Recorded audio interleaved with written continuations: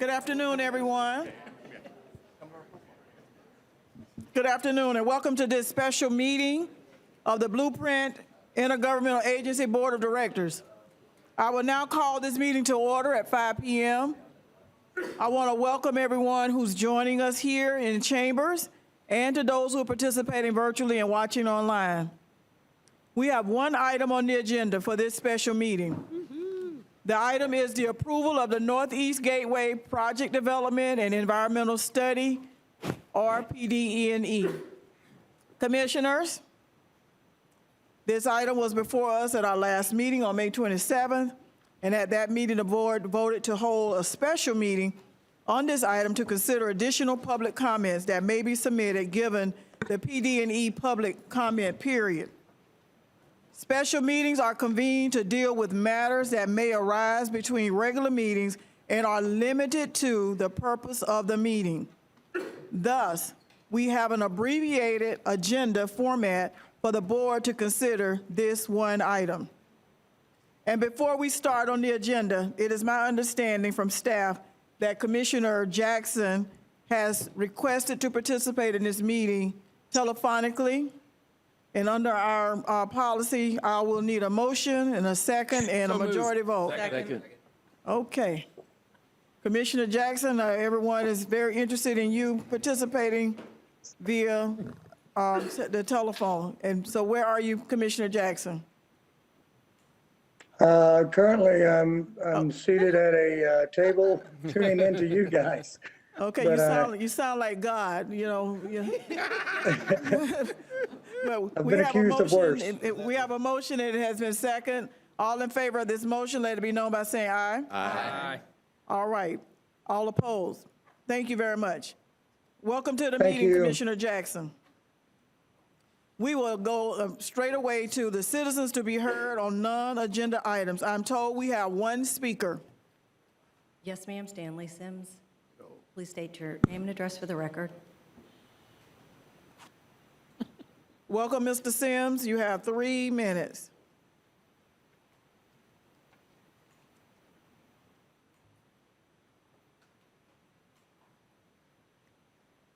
My name is Stanley Sims. I'm at 1320. I take that back. I'm at 603 Martin Luther King Boulevard in the Frenchtown area. I'm coming on the unagenda because I'm asking that. Mr. Sims, could you pull the mic Yeah, down bring because your I'm mic. having trouble hearing you. Yeah. Bring your microphone down. I thought you're not supposed to touch it.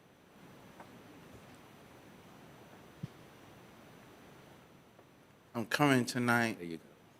asking to be placed on the July 15th agenda to be provided the opportunity to share my vision for the Frenchtown community. That's all I have to say. Thank you, Mr. Sims. We will now go to our general business. And so moving on to the general business, the item is the approval of the Northeast Gateway Project Development and Environment Study. I understand that we do have speakers in person and we have speakers online. We're going to take the people who are the speakers who are here in person first. And Susan will just follow your, call the first speaker, please. Thank you. The first speaker this evening is Steve Evans. Please state your name and address for the record. Good evening. My name is Steve Evans at 3920 Bobbinbrook Circle, and once again, good evening to everybody. I'm absolutely honored to be here tonight to join all of you. There's also especially honored to join all the chambers and NEBA and the representation on this very, very critical issue. Several years ago, a couple of us in this room, myself as chairman, I'm here tonight on behalf of both the chamber, as a member of the chamber and a proud supporter of all of our business community. I'm here on behalf of the EVLC, Economic Vitality Leadership Council, of what I proudly represent, along with 13 other members that proudly represent this community in every way, and also on behalf of the Sales Tax Committee, where I had the pleasure of chairing it. Curtis served as the vice chair of that Sales Tax Committee for 2.5 years. something that each of us went into thinking it would be just 12 meetings, and 2.5 years later, here we are. But I want to tell you that that was something that each one of us, Curtis, myself, and 10 other members of this business community who were tremendous, took great seriousness about. It's something that we spent 2.5 years with the tremendous support of this city and county staff, working through what are the issues. If we needed another sales tax, what were the issues that were critical to the growth and development of this entire community? And we determined that it was not just one project, but the most critical issue to this community was to prepare it for growth and to focus on infrastructure. But infrastructure across the entire community, not just one section, but the entire community. We worked diligently for 2.5 years to look at every piece of this community, looked at over $2 billion of projects, realizing we had nowhere near that capacity to fulfill those. Came back, make a recommendation after 2.5 years of a lot of debate, all public meetings, over 30 meetings that were vetted around this community. We had meetings in churches, we had meetings at FAMU, TCC, FSU, and many meetings in the library.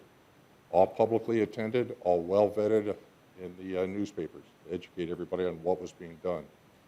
Through that, one of the things we recognized is we had to prepare for a future that we couldn't determine.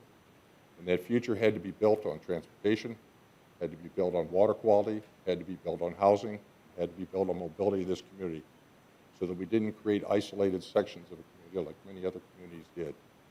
Out of that, we came up with a defined list of projects. We ranked them Tier 1 and Tier 2. Gateway was absolutely in Tier 1. And it was absolutely critical, just as we were focusing on the south side, with over 60% of the revenue that was being focused on sales tax going to the south side, because we recognized what needed to be done to create a safe environment on the south side with roads, sidewalks, water quality, everything. It was long overdue. We're proud to be able to do it. That same need was needed on gateways, something that really could prepare us for the growth that we knew would come. That had to do with transportation, had to do with housing, had to do with commerce, things that today are beginning to pay off. My role here tonight is to endorse this on behalf of all of them, but to encourage you to please endorse this as well. We've had Time. 19 meetings. Thank you very much, Susan. Thank you, Mr. Evans. Our next speaker, please. Our next speaker is Will Messer, followed by Jay Smith. Please state your name and address for the record.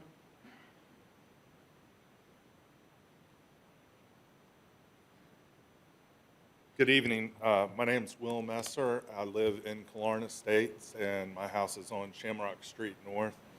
And I had the privilege of serving on the Sales Tax Committee with some of you in this room, and Steve, of course. And we did spend 2.5 years of meeting at the public library discussing the virtues of economic development and critical water issues, and things that would enhance our community.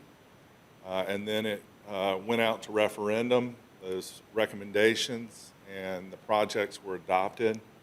And here we are tonight. There has been many, many meetings about this Northeast Gateway. And it is such an important thing that I cannot believe that some in this room are opposed to it. But I recall the same opposition to the widening of Thomasville Road or the Blairstone Extension or the widening of Capitol Circle Northeast. And these are things that are natural occurrences for our community. And I just would urge all of you to please support moving this initiative forward. And thank you so much for allowing me to speak tonight. Thank you. Our next speaker, please. Jay Smith, followed by Scott Hannes. Good evening, Chairwoman. Commissioners, again, I'm Jay Smith, 1080 Commerce Boulevard. As a resident of this community, business owner, and now chair of the Greater Tallahassee Chamber of Commerce, I'm honored to be here, and thank you for everything you're doing. You've engaged this community very well. You've asked for us to come out, and you've actually built a tremendous consensus. As you all know, when I came and spoke to both commissions about our scorecard, I indicated that our chamber, the Greater Tallahassee Chamber of Commerce, the Cap City Chamber, and the Big Bend Minority Chamber had been working together closely on key things in our community. We've also been working closely with NEBA, and each one of our groups is focused on moving our community forward. And moving our community forward takes leadership, which you all have stepped into that public ring, which is very difficult. And again, we can't thank you enough for serving and representing all of us. But this project is very important. This project keeps moving our community forward. It provides opportunities for jobs. And the only way to keep this community in the positive direction is by education and by jobs. And keeping this project on the right track, and you all approving it tonight will keep that, and we can't thank you enough. And again, it is about jobs, and that's what this vote tonight is about, keeping this community moving forward and jobs. So thank you again for all of your leadership and your support. Thank you. Thank you. Next speaker, please. Scott Hannes, followed by Lenny Marshall. Please state your name and address for the record. Yes. You have 3 minutes. Scott Hannes, 5051 Quail Valley Road. I'm on the board of CIRCA, the Centerville Rural Community Association. This has become an expensive project. It was moved from Tier 2 to Tier 1 with very little, about a year ago, very little analysis done as to the actual need for that. There was no objective studies at the time. This big expense been added onto the project. Alternatives need to be looked at seriously and objectively before spending that kind of money. I was involved with the PD&E for Capital Circle Southwest. Something obviously needed to be fixed up there by the airport. And I worked with Kimley Horn. We had meetings, charrettes with the community, groups within the community, local businesses, the airport, all the stakeholders, and came up with a series of options, evaluated for their ecology, their traffic, their cost, and then presented to Blueprint, who then had the information to make a wise choice. You don't have that. Since the extension, since the movement from Tier 2, which was where it was ranked by the Sales Tax Committee, to Tier 1, you have not had a series of options. All analysis has been working on this one option, this one design. A one-year delay to implement the kind of process we had before, possibly with an outside planner to bring fresh perspective to the process, is a sensible and responsible expenditure before committing $75 million. I'd like to point out an interesting point in the financial analysis. The economic return during construction is listed as $110 million. Well, spending $75 million to get a $110 million return is a really poor factor. Any expense within the community, and if you spent this money on South Monroe, Spring Hill Road Gateway, et cetera, you should get a factor of 4 return. So in terms of jobs and expansion and growth, the money could be very well spent elsewhere in support of your Southern Action Plan. Assuming we're going to get a Project Mango on all 4 corners of the new interchange in the next 10 years is somewhat fanciful to come up with these multi-billion-dollar economic growth. The interchange at 90 and I-10 has sat for 50 years and is still not fully developed. There's no reason to think that this is suddenly going to become this growth factor. Building this project would go smoother and faster if you bring people on board instead of ramming the road and the extra traffic through their homes. Thank you. Thank you. Next speaker, please. Lenny Marshall, followed by Steve Givens. Please state your name and address for the record.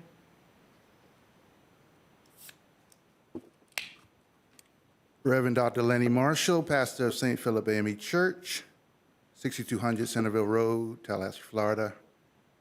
To the commissioners, to the mayor, to this body of passionate community members, thank you for the opportunity to speak on behalf of the congregation of St. Philip and my dear friends and neighbors to our church who are present with me here today.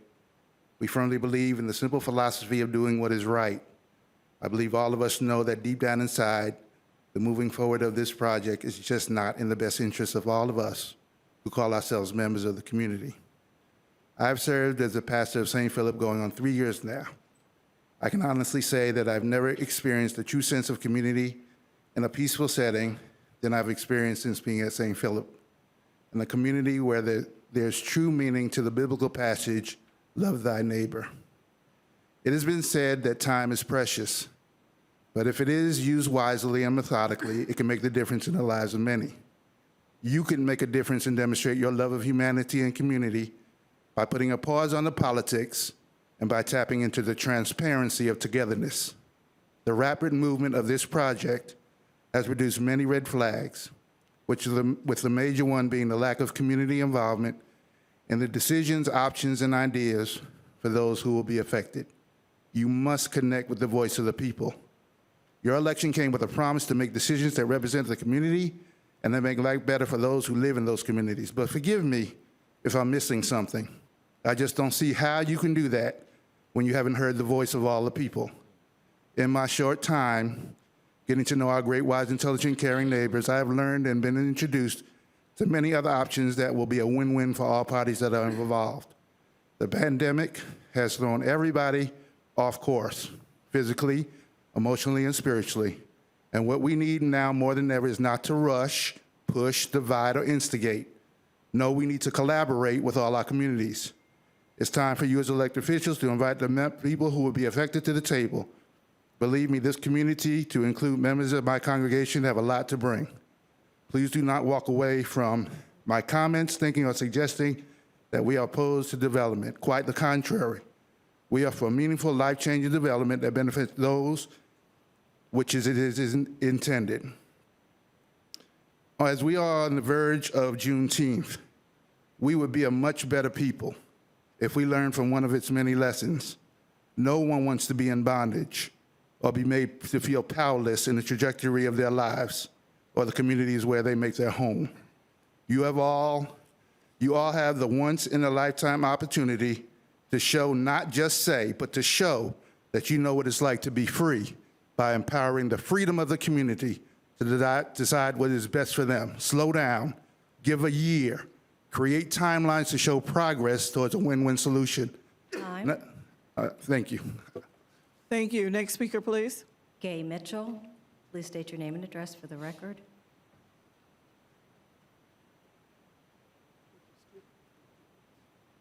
Hi, my name is Gay Mitchell. I live at the corner of Centerville and Bradfordville Road. That's 6080 Centerville Road. And I just want to say, I am so against this project. It's going to be very dangerous for me to come out of my driveway. And my neighbors that on Bradfordville Road, it's going to be worse for them. So please don't put a roundabout there. What's wrong with the red light? It seems to be working. It stops people and I can get out. That's all. Thank you. Thank you. Next speaker, please. Lonnie Mann.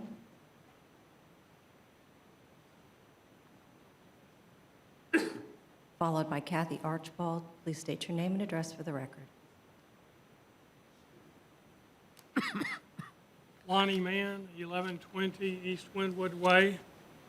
Thank you, commissioners and staff, for what you do for the community. I know you may wish you were somewhere else tonight, but I appreciate what you do. And I'm here tonight to talk about the cultural resources of the New Hope community, which was an antebellum and territorial period community that existed between Centerville and Miccosukee roads with trails, dirt roads, homesteads, a community that was largely lost to history. If you do archival research, you're not going to find it. Or you're virtually not going to find it.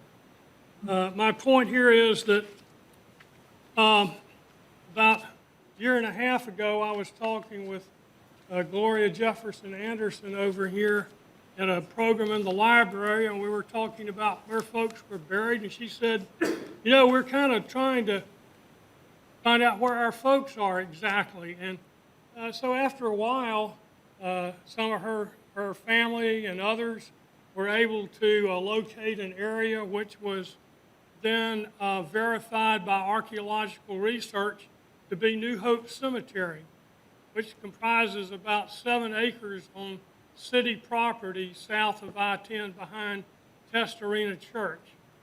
So what I'm here to preach for is, number one, to say that I think this cemetery needs to be put into a protective easement by the city to conserve it in perpetuity.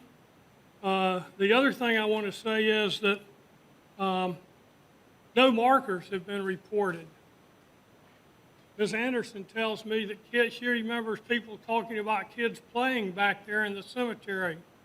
So we're wondering, well, where are the markers? The kids would not have known they were in a cemetery if there weren't markers. They haven't been found yet. So I know that Blueprint did a very nice job documenting the history out on FAMU Way. And similarly, I think that something should be done to professionally document the history of that community. It's not something that amateurs should try. I tried it for about a year. That would involve archival research, a deep dive into some hard-to-find archives, as well as a collection of oral histories. That's my message, and I'm sticking with it. Thank you. Thank you. Next speaker, please. Ms. Archibald, followed by Mr. Steve Givens.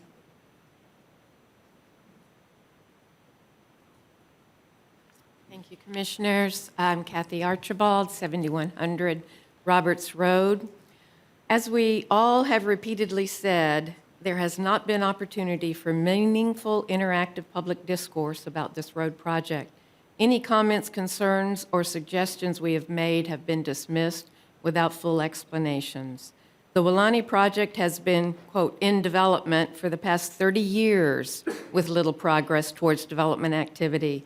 The development agreement with the city has been amended 3 times since its inception, mostly due to lack of development and the expiration of unmet deadlines for activity to commence. Yet in the past 15 months, you have executed a new development agreement, passed a comp plan to extend the USA to all of Weelaunee, passed a comp plan to adopt a significant master plan and revised it twice, advanced the road project in its entirety to phase 1, commenced and finished a PD&E study with all meetings on all of these events conducted virtually and during a historic pandemic. Suddenly, there is a major rush to do it all at once, though the owners of the property have repeatedly said development is not expected to really begin for 20 more years. So what is the rush? What is the hidden agenda driving this nonstop onslaught? That has never been answered. We're not saying the road might not be needed in the future. We're not saying don't ever build it. We are saying it doesn't need it right now. Slow it down, reanalyze it, look at it differently. You have heard from individuals and groups from all sectors of the community an objection to how this process was conducted. We urge you to put on the brakes and take a more deliberative approach and let all of us who will be affected take a meaningful part in the process.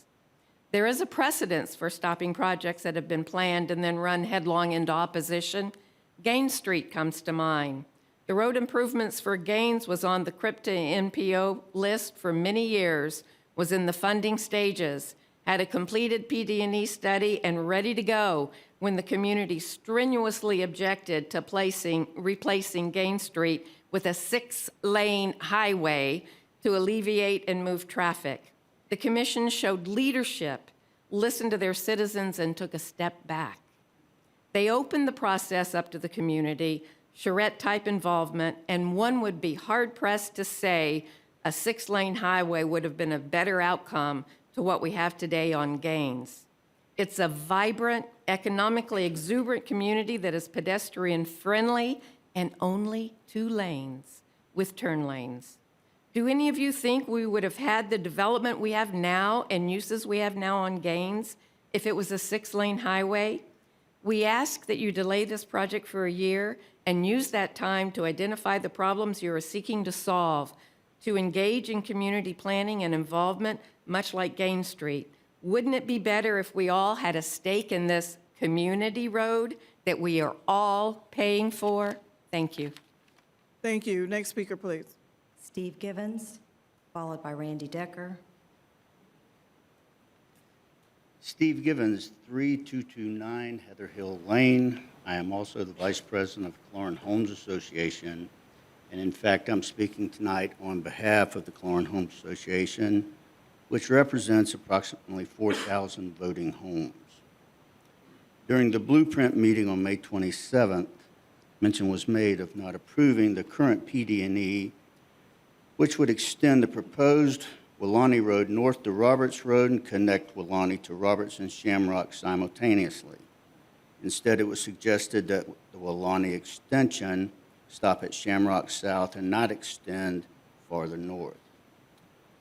Clarendon Homes Association wishes to again express strong opposition to your consideration of option 2. After lobbying against this option throughout the planning process, ultimately reaching an agreement with you that this option was no longer under consideration, we were surprised to hear it resurface on the 27th. To stop Willani at Shamrock South and channel east-west traffic through the middle of Clarendon Estates is not only in direct conflict with an understanding that was developed several months ago, but to do so would destroy the face and character of Tallahassee's oldest and largest planned housing community. The Clarendon Homes Association specifically requests and encourages you to offer no further consideration to option 2 and approve option 1 as presented to you in this PD&E. Thank you. Next speaker, please. Randy Decker, followed by Barney Bishop. Please state your name and address for the record. Randy Denker, 552 East Georgia Street. We're not against the road, we're against this particular configuration and the process that got us here. So we're asking for a 1-year delay to study the best route for a future road. If the city, the stakeholders, and the citizens all work together, we believe this can be a real win-win for our community.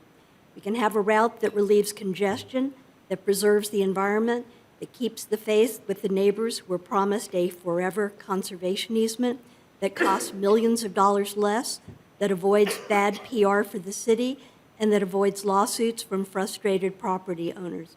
This just makes sense.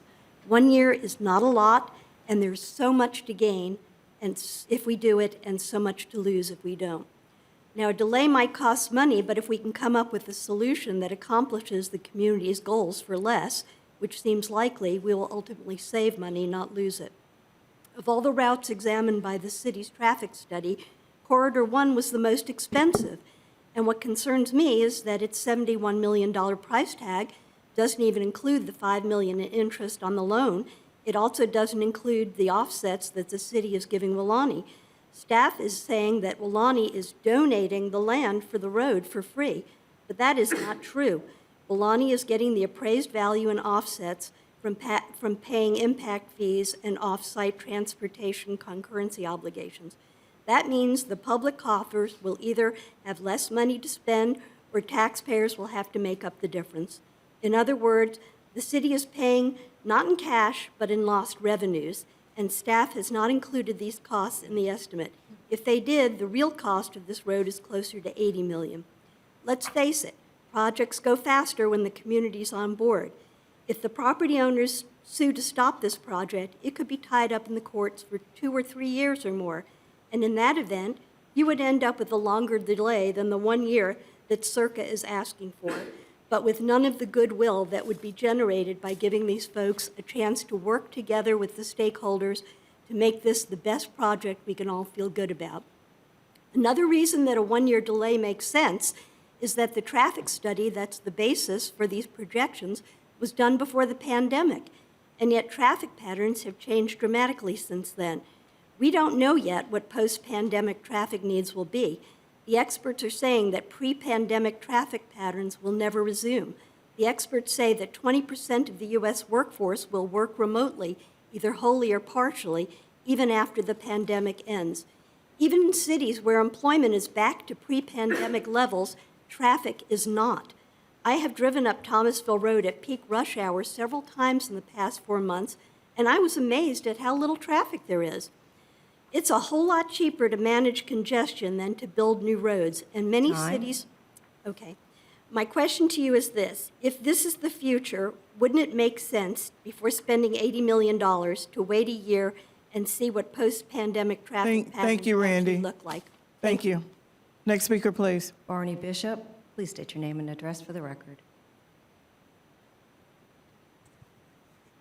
Yes, ma'am. My name is Barney Bishop. Live at 2215 Thomasville Road. Thank you, commissioners, for having this meeting today. I applaud you for taking a step back a couple of weeks ago and deciding to have this meeting this afternoon. A couple of 4 points that I'd like to make. Number one, economic development and economic growth is the lifeblood of any organization. And I'm here representing Citizens for Responsible Spending. We've founded in 2015. We're a grassroots organization of retired people and business people that want to see smart growth in our community. So we need to grow, and the fact that y'all have approved Project Mango is just an indication of what kind of future growth we're going to have to come to our community. In this process, you've had over 100 meetings, albeit many of them were by Zoom, but I'm a lobbyist. I had to go through Zoom to do the state legislature. It's no different. We all had an opportunity to have input. We had an opportunity to talk. If the newspaper story in the Tallahassee Democrat was correct today, there's been 279 comments made about this. There's only been 10 new comments made since your meeting 2 weeks ago. That doesn't indicate a groundswell of opposition here. And remember that Mr. Messer told you earlier that this passed overwhelmingly when it was given to the voters. So you have a commitment to the public, which has come out and voted to show that they want development that is smart, that's reasonable. Third point, time is money. You have a state grant, you have federal dollars that are available to you. They weren't available last year. They may not be available next year. It's always easy to say, well, wait till next year, you know, maybe the $80 million will come and we'll find another way. Well, you know what? You don't do business that way. You do business on what you know. You know what you have available now. You need to move in that direction. Otherwise, commissioners, you're going to get nitpicked to death just like you are this evening. And I'm not suggesting that these comments aren't valid. I'm simply saying that if you listen to enough people, there's enough things wrong about this, there wouldn't even be any reason for you to consider it. But that's why you go through this process. That's why you have public hearings. Fourth, all parts of the county, this county that we live in, and I've lived here for 39 years, all parts of this county change. Sometimes we don't like it. I used to live out on the north end of Bull Headley, on Luna Plantation on Lake Iomonia. It was a long drive. I knew that there was going to be transportation changes made on Thomasville Road, and I decided I didn't want to live out there anymore. So I moved in town to Parkside Place. So the truth of the matter is, commissioners, if somebody doesn't like what's happening to their community, I'm sorry, that's life. Life is change, and change need to adapt to. Please vote up on this proposal. Thank you. Thank you. Next speaker, please. Jeff Graveshold, please state your name and address for the record. Good evening, Jeff Craverholt, 2932 Bluefield Lane.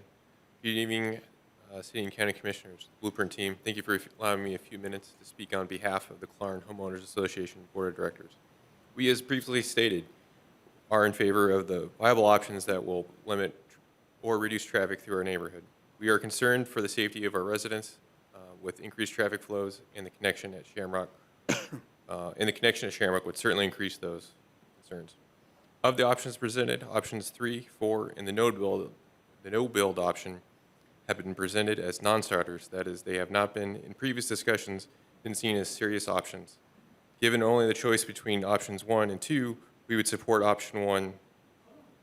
Option 2, stopping the development at Shamrock, would do great damage to our neighborhood from the increased traffic leading to thoroughfares that will ultimately develop, reducing the safety of our residents.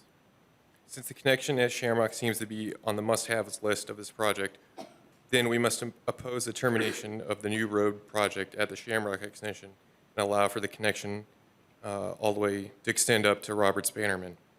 While from our point of view, having no Shamrock extension would be better, we reached the agreement to open the traffic circles at Roberts Bannerman and Shamrock concurrently with the understanding that the other alternatives in the PD&E are not being pushed forward. We ask for these agreements to be honored. Thank you. Thank you. Next speaker, please. Roy Knight, name and address for the record, please.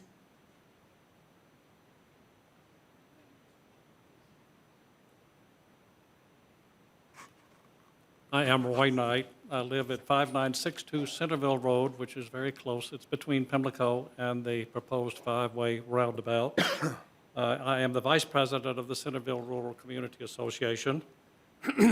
I have a lot of concerns that are even more fundamental than what is being spoken about here, that are results of all kinds of traffic calculations, money calculations, people calculations, population calculations. We're all over the place, full of calculations. But there's one thing that is not possible to calculate, but can truly happen, and that is a split-up community. And I am thinking about all of the people who live in Leon County that are not going to benefit from this. They're going to be paying for it because it is using taxpayer money to do that. Everyone that lives in Leon County is doing that. We at least need some time to rethink that. It is extremely abnormal to do that within the state of Florida.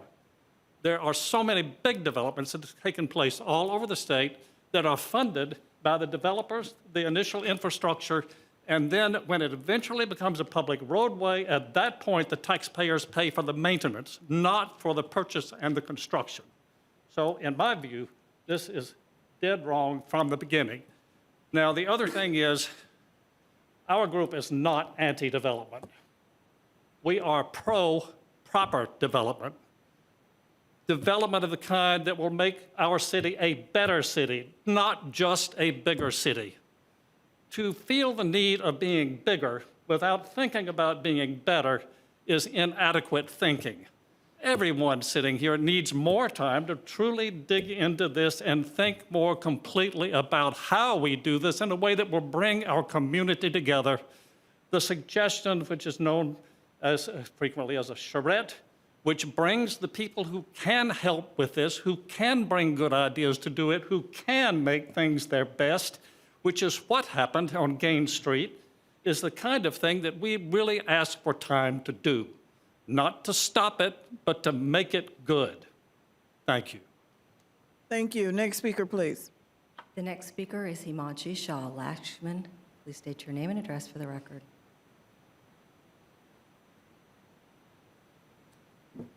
Good evening. My name is Himanshu Shah Lakshman. I am the owner of 7600 Bradfordville Road, one of the owners next to Ms. Gay Mitchell and Mr. Knight. I thank you, Mr. Mayor and Commissioners. I have reached out to you via emails. Some of you have responded back to me, and I thank you for taking the time to respond back to me. I also thank you guys for taking the time to give us this opportunity to address our concerns, because as Mr. Knight pointed out, our group, our property owners are not against the road. We just want it to be well thought out before you bring in a five-way roundabout, which falls on our house property where driveways come out. We have teenagers that are going to be starting to drive. When you have a roundabout and have no lights, there's a concern that when they pull out on the road, there's going to be no stopping, and there will be a risk for accidents, and I don't want my teenager to be one of them. My house is the first road, my first house, first driveway on Bradfordville Road, and the roundabout comes right there. That was my biggest concern. My other concerns are I moved to this property 6 years ago. I am in love with nature. I moved here from New York City, from Big Apple. This was one of the most quaintest property and so much full of nature that when you start to gentrify this rural community, you lose the sense of rural nature. I understand that we have to develop certain properties, and I understand that. But there is also the south side that needs development. There are other communities that need our attention. This should not be our immediate attention. So my only request is at least give us a year to at least rethink this. Concerns for kids coming out on the driveway. You don't want to risk a teenager's life on a roundabout. We already know the roundabout is not the most safest for the teenagers to drive on. So those are my concerns, and I thank you for giving me the opportunity to speak. Thank you. Our next speaker, please. Danielle Irwin.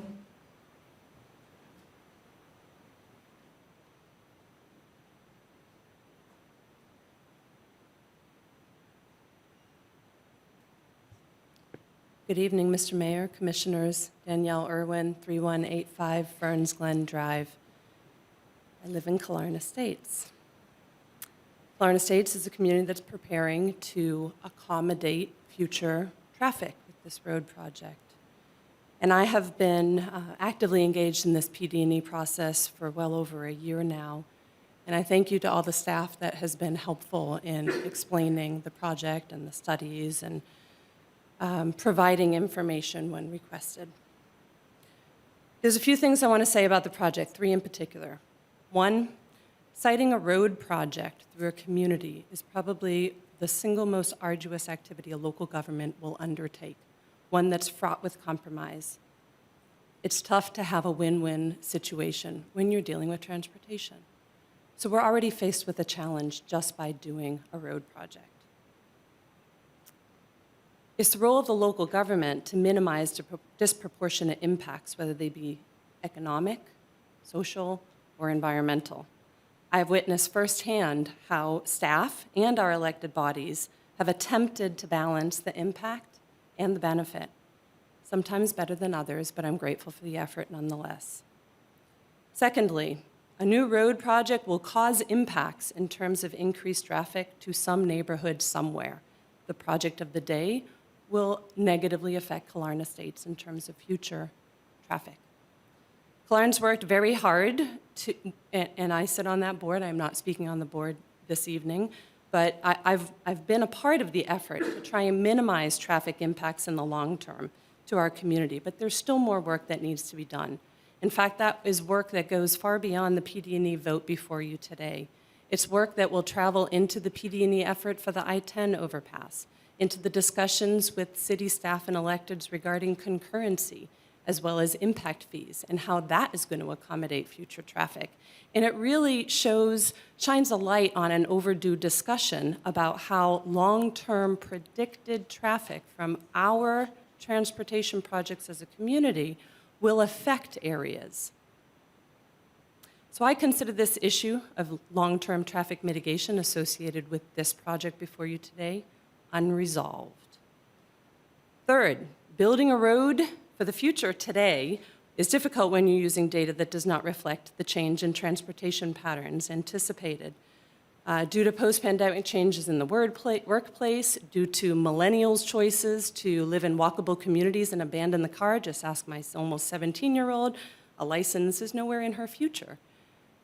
That's common. Talk to college students and young professionals, and they'll echo similar sentiments. There is inherent risk and uncertainty in projects. As we're trying to predict the future, I run into it on a daily basis as I try to help projects adapt to future sea level rise. Time. We need to be aware of the risk and not be afraid of it. We need to mitigate the risk. But that said, I vote you approve this PD&E process and we continue the next portion of the dialogue. Thank you. Thank you. Next speaker, please. Eva Armstrong, please state your name and address for the record.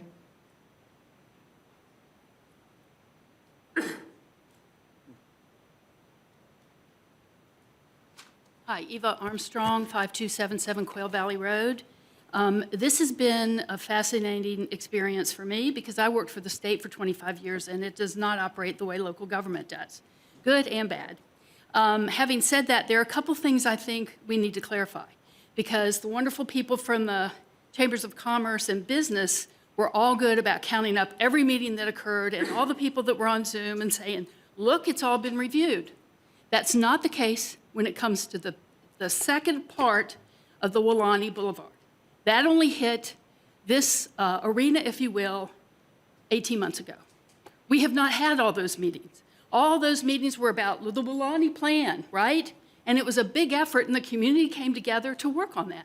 Well, we're just asking that you give us a portion of that kind of attention for the extension that's going to go into the rural area, and it will impact us.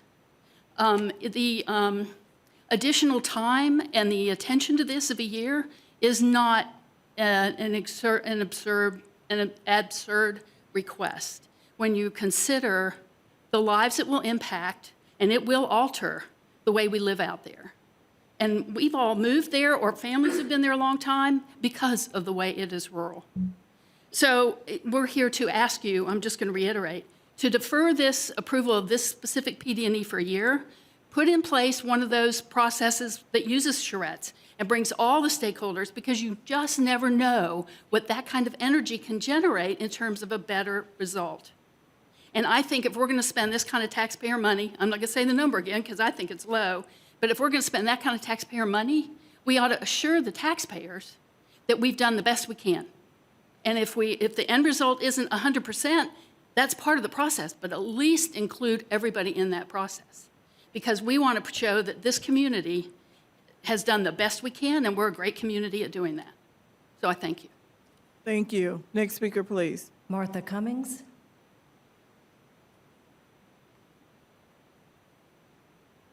Good evening. My name is Martha Cummings. I live at 7599 Bradfordville Road. Is the second driveway off of Centerville on the right side that will be completely affected by this project. I have lived there for 8 years. My husband and I moved there to build our dream house. It is one of the first net zero houses in Tallahassee.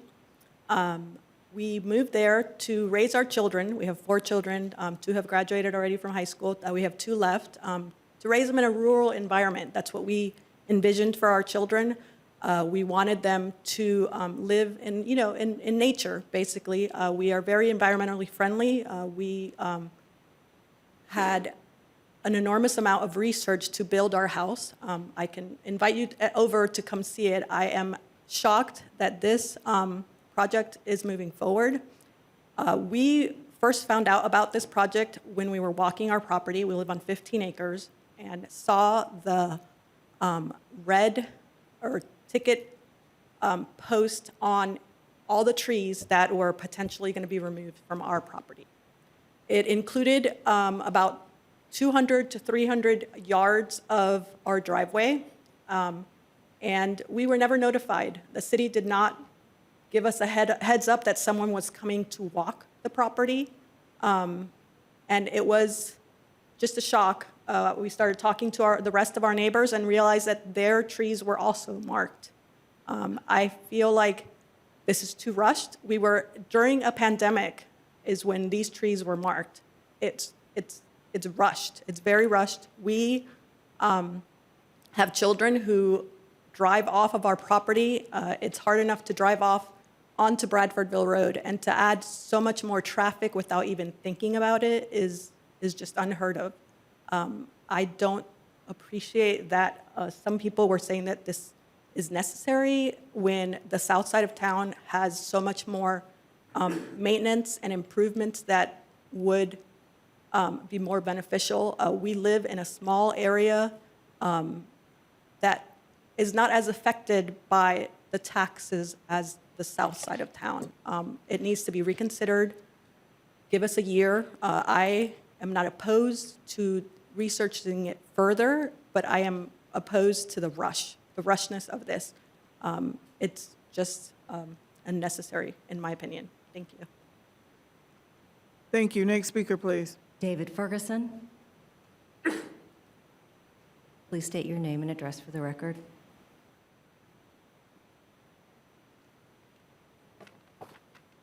Yes, I'm David Ferguson. I live in Killarney Estates at 3061 O'Brien Drive. I'm the immediate past president of the Killarney Homeowners Association. I've been through much time involved with staff here and with many of the commissioners here about this particular project. The previous board spent much time, effort, and money to arrive at the solution and the final agreement, we thought, where we would have option 1, and we have 2 connectors with Walani Boulevard to Roberts Road and to Shamrock. To do otherwise now, I think would be breaking a total bond with the residents of Killarney. I would then doubt if they believe anything you say in the future about what's going to happen if we can't live up to what our obligations were in the past. So I ask you to give close consideration. There's been many meetings here. At Montford School, there's been meetings that have been all over our area anyway about this development. We finally reached an agreement, and Killarney agreed with that. Option 1 would be the way to go. I hope you pass this so we can move on with development. Thank you for the opportunity to speak with you. Okay? Thank you. Next speaker, please. Gloria Anderson.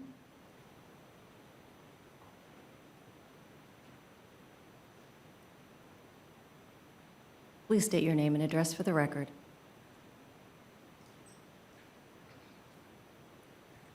Good evening. My name is Gloria Jefferson Anderson, and I reside at 3515 East Stanley Road. I represent the historic New Hope Cemetery Project Committee at Weelaunee.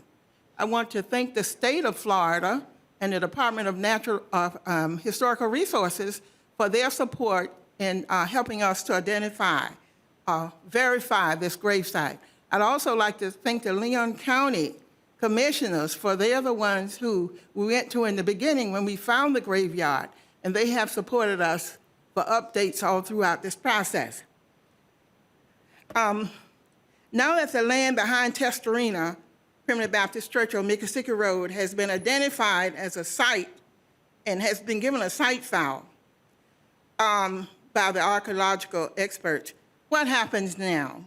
Is this project included in this budget to provide support for the historic community, committee, and the New Hope community to preserve and honor this burial site for that's about over 150 years old?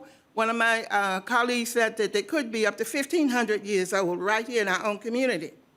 There were former slaves there, and their descendants, and they're all buried out there in the New Hope community.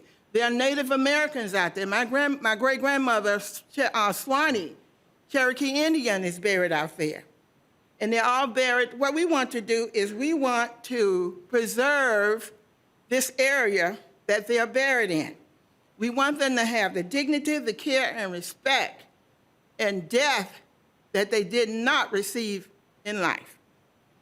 Are there funds for this grant budget, from this grant budget for developing a thorough preservation plan to assess the condition of the cemetery and identify the priorities of the New Hope Cemetery? If not, why not? It will take a village for such undertaking. Will the headstones that have been destroyed and removed be replaced? Will the kinds of historical designs what kinds of historical designs are being considered? Will there be provision for a long-term maintenance plan? What efforts are being made to identify families who have ancestors buried in New Hope? I grew up in the Red Hills of Leon County. I was born and raised there. My father and his siblings were born on Weelaunee Plantation. My great-grandparents were born on Weelaunee Plantation. My grandparents ended up out there after slavery. They're all buried in the New Hope Cemetery on Centerville Road, between Centerville, behind Testarina, Centerville and Tallahassee. I grew up when on the Miccosukee Road, the only car that came on the Miccosukee Road during the day was the mailman. Time. Thank you.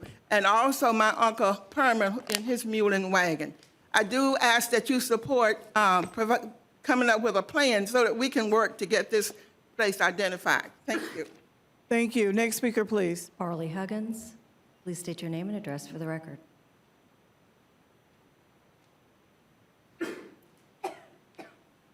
Greetings, Arlie Huggins, 7854 Parliament Court. I attended my first meeting on the 27th.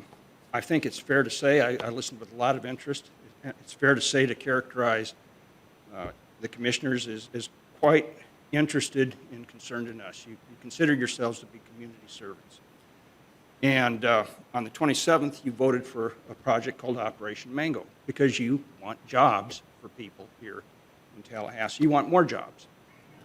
I also presented you a little bit of an idea of Tale of Two Cities. There's another city, it's a sister city of Tallahassee, Sioux Falls, population 184,000, with a metro area of 300,000. They've taken the same pro-growth approach, and they've added, they have no state income tax, no corporate income tax, no business inventory tax. They also hook you up with utilities. They also give you a property tax break if you locate there. And as a result, coming out of this pandemic, South Dakota and Sioux Falls has an unemployment rate of only 2.8%, and it's falling. And the point I would make, the first point I would make, is that these are connected issues. You have to do the infrastructure along with the vote for the jobs. It doesn't come later. Look at Austin, Texas, what a disaster that place is. I would make the point that right now, we have 22,000 cars a day on that road. That's by no definition of any kind rural. Roberts alone is 7,100 now, going to 15,600 by the projections. We need it now. Most of us, like me, with 5 kids, one of them back there, 10-year-old, seeing his first meeting, we can't pick and choose when we commute. Neither can the professional community coming downtown to work. And so a lot of the ones opposed can pick and choose when they go out. But for us, we sit there 220 school days a year, coming and going, sometimes more than that if we have kids at Roberts and Montford, and we're frustrated, sitting there for a half an hour a day because we can't get through. If you can split these roads and split the commuters away from the school parents, that would help greatly. Now, I went ahead and contacted 31 people, 15 from Northshire, 1 from Killearn, 3 from Killearn, 1 Killearn Estates, 2 Old Shimoni, 3 Proctor, 1 Emerald Acres, Copperfield Lane, Gaffney Road, White Blossom, Woodland Hills, and Buck Lake. 30 of them, they all were said, we need to go ahead with this now. We need relief now. 1 person opposed it. He said, well, we need to broaden Centerville Road and make that a 3-lane road. That's the only way to do it. Time. You need to have confidence in your own professionals, in your engineers that have done this work. And my time is up, but one person who was not able to attend is a professional traffic engineer, and he fully endorses, he has 4 kids, lives out in Northshire, fully endorses the work that the staff has done. Thank you. Next speaker, please. Donna Cotterell.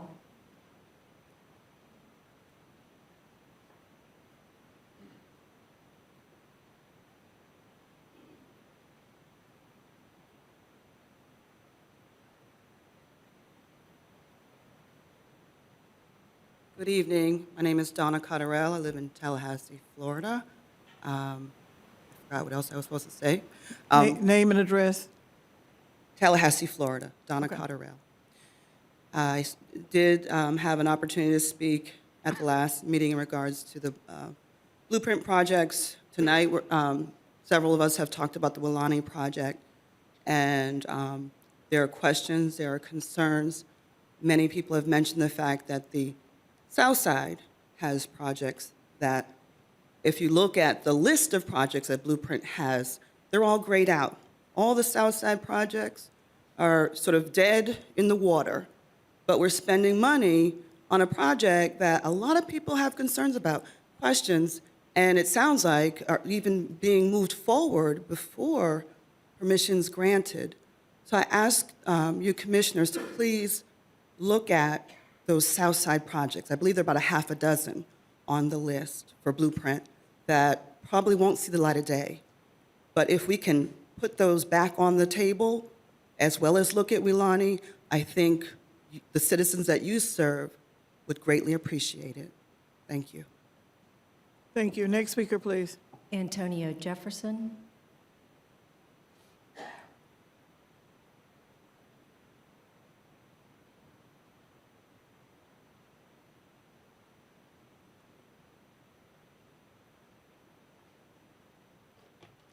Antonio Jefferson, 3967 Pinto Court, Tallahassee. I represent the Big Bend Minority Chamber of Commerce as president and CEO. And I've sat through many of the conversations that have been had between you as the elected officials and governing body, as well as the community. And I think it's time for us to move forward. I believe it was said at the last meeting that you're elected to have the courage to make hard decisions. The fortunate place that we're in, you're not making a hard decision in a tough time. And by that, I mean that we've done the study. You've spent almost 2.5 years looking into this issue. And at what point do we say the end? On the behalf of the Big Bend Minority Chamber of Commerce, we stand in support of this project and hope that you will have the courage, which I'm sure you will, because you have been very deliberative in your processes. Staff has done a wonderful job of presenting the detail and the data to both you as well as the public at large. And we hope as the chamber that you'll continue to create the certainty that we need for all parts of this community to grow economically, socially, and to grow as a family. And we hope that you vote up on this project. Thank you. Thank you. Next speaker, please. Our final in-person speaker is Sue Dick. Good evening, Sue Dick, 300 East Park Avenue. I'm very pleased and proud to follow Antonio, and I know of Katrina Tuggerson, who is the head of the Capital City Chamber of Commerce.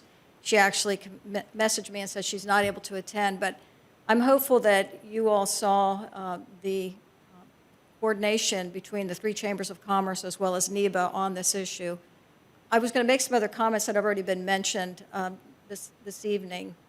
You know, I sit here and I look at Commissioner Richardson, who I remember before the first blueprint project, along with Kathy Archibald, working on a plan that was over 20 years ago, 25 years ago. I think what you've done, thank you for your leadership, Commissioner Richardson, and I think what this body and historically our community has done is planned. I will tell you, I have often been in this room and sometimes have said on other issues, let's get going. But I know the process and the meetings that have taken place, the 19 additional public meetings that took place since the vote. There has been a lot of input.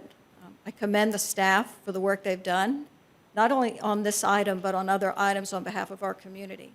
So as a representative of the Greater Tallahassee Chamber of Commerce, here to say, we look forward to you please moving forward with this project. As outlined, 650 direct jobs, over 18,000 indirect jobs. Another point, recognizing that this project is within the urban services area.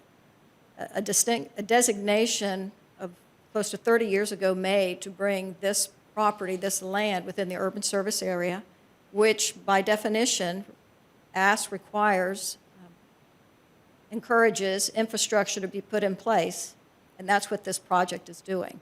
It is planning for the future of our community. So again, I also want to take this moment to thank the Big Bend Minority Chamber of Commerce, the Capital City Chamber of Commerce, and NEBA for coordinating and working together with the Greater Tallahassee Chamber of Commerce to really plan for the future of our community, for jobs, and for the future of what we all know and love for our community. Thank you for your leadership. Thank you. We have speakers online. Susan? We do. We have 3 speakers online. Okay. The first speaker we'll call is Mr. Jeff Blair. Please state your name and address for the record.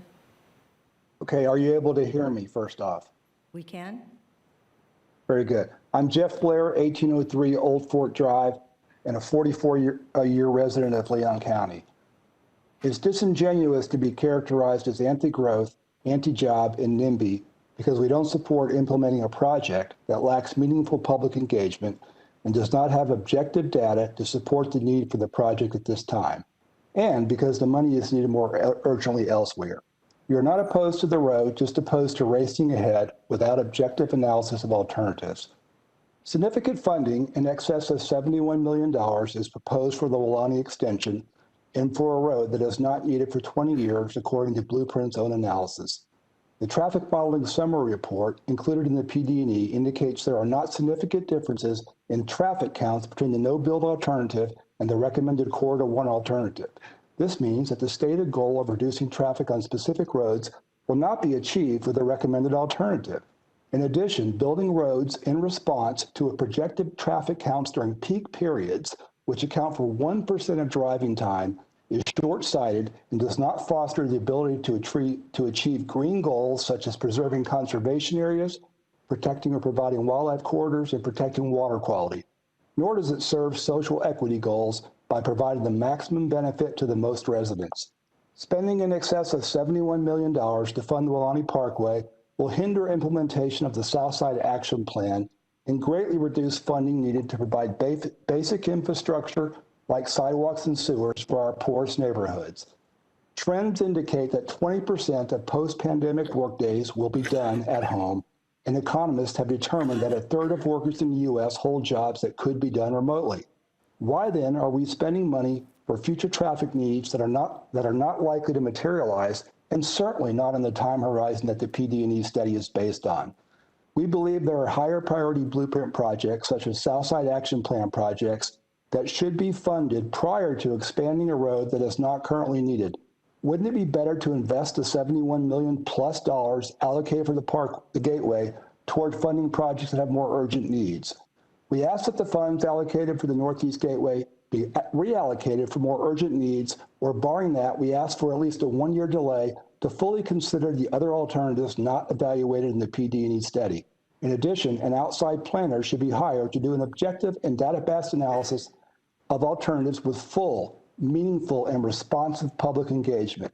We urge you not to vote in favor of approving the PD&E study, not to transmit the study to FDOT, and to direct staff to explore other viable alternatives. Thank you. Thank you. Our next speaker, please. Our next speaker is Stephen Martin. Yes, can you hear me? Yes, please state your name and address for the record. Okay. Stephen Martin, 2625 Stonegate Drive. You know, it seems like these processes are dominated first and foremost by financial factors. Key decisions can be hastened accordingly. If it weren't for this June 30th deadline, would we be here now? Financial interests are as well behind this Northeast Gateway, and the small number of parties with private vested interest in it are who is behind this. All too often, the almighty dollar is the ultimate determinant of the process. In the long run, I think we all suffer. The process should be more deliberate and consider all interests of all potentially impacted parties. I suggest a more conservative, a less risky approach. It's better to be safe than sorry. Hastiness often leads to short-sightedness. We need to avoid hasty decision-making to minimize long-term risks. So often, the strategy has been to get controversial developments through the process with as little opposition as possible, and then deal with that opposition after the fact. There's multiple reasons to oppose publicly funding the Northeast Gateway. As you've heard, some of us value this area as it is, have developed a sense of attachment, desire preservation of this area and its character, what is directly threatened by the Northeast Gateway. Others have noted that there are better places to spend these public funds, areas that are in far greater need of assistance, financial assistance, than this area is. Now, I don't know how much time I have, but going back to the last meeting when I was addressing individual commissioners and telling them why they should consider no bill, I already talked to Williams-Cox and Commissioner Richardson. Mayor Daley, I've spoken to you several times over the years about activities on Walani Plantation, and you have acknowledged questionable measures that have been taken to serve special interests. Commissioner Dozier, at last meeting, you noted MCORS. Yeah, the Northeast Gateway is eerily similar in many ways to MCORS. Questionable process. The term sham has been used for both of them. The Citizen Sales Tax Committee, along with the task force that you were on, were both government-created panels of key decision makers supposedly representing the interests of the public. In both cases, there's been a large public outcry and opposition. The phrase "no build" should be familiar to you from MCORS. I'm sorry I never heard that come out of your mouth over MCORS, but I suggest you consider saying those words with this Northeast Gateway. Time. Commissioner Proctor, whom I often disagree with, Thank you. Thank you you, Mr. mentioned the Martin. I-10. Your time has expired. Thank you. Next speaker, please. Carolyn Knight. Please state your name and address for the record. Can you hear me? Yes, we can. Good evening, Commissioners. We appreciate your taking this time to listen to us. Due to the pandemic, this is probably the first opportunity we've had to direct our concerns with you. I'm advocating for my neighbors in a well-established historic community. I also speak to you as a professional planner who has worked with communities throughout the state of Florida. And I'm telling you, this is a premature push to develop a concept that has not been completely studied. What is the rush? Our community is being targeted. On the map, a roundabout looked very nice at Centerville and Roberts Road. But I doubt very much that the Blueprint staff even know that we live here. This is a well-developed historic community, and no disruption or consideration has been given to the disruption of our lives. Do you even know how many homes there are that are going to be affected? For instance, Gay Mitchell had talked to you earlier about how difficult it's going to be for us to get on to Centerville Road with the roundabout spewing out through traffic all the time. And in fact, if you'd listen to us, we would tell you that the traffic lights are much better, because with a traffic light, I have time to get my garbage can safely on the street. With the traffic light, I can access my mailbox, which is within about a foot of streaming traffic. There are lots of considerations to be concerned about. I know that Commissioner Welch is concerned about traffic congestion caused by the schools, parents picking up children. And it does disrupt Centerville Road, but we would suggest perhaps that the school be provided with additional property for parents to park their cars on. And Blueprint could pay for the additional land and free up Centerville Road. How much is this going to cost? And until there's more study, you may find that there is later considerations that may be given to other locations. How this suddenly came to be put on our intersection, I don't know, but it is going to destroy our way of life. It's going to interfere with our movement, and we plead with you to please work with us and develop something that you will be proud of and something that will take care of all the citizens of our community. Time. Thank you. That concludes our speakers. Okay, thank you. Board members, we have now completed our public comments. Mr. Pettigrew, would you please proceed with this item? Absolutely. Thank you, Madam Chair, Mayor, Commissioners, and the public that spoke. Just real quickly, we do have a brief presentation. I just want to highlight a few of the things. As I highlight these, I want to just highlight for everyone in this room, including my audience, the IA Board of Directors, that this presentation, much like the thorough analysis that is before you, will answer, the analysis answers it, but we're going to answer it in this presentation, a lot of what we've heard today. Things, and I've been taking notes. What's the return on investment for this? What are the safety considerations for the proposed facilities, like the roundabout? What's the impact of a one-year delay? How does this impact Southside projects that Blueprint has and has in the queue to engage in the next 5 years? Talking about the process, the need for the roadway in opening year or now versus 20 years from now. All of that will be addressed.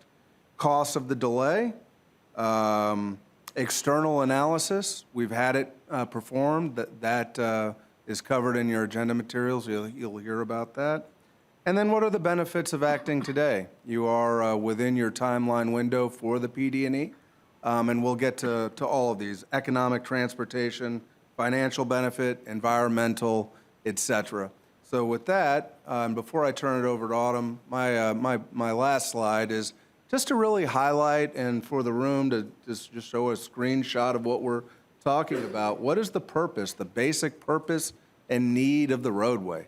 The basic purpose and need of this roadway is to address regional transportation concerns that exist all across the northeast of our community, ranging from I-10 in Thomasville over to the site that was mentioned of the Project Mango, all the way over to Mahan, the two Canopy Roads, Centerville and Miccosukee.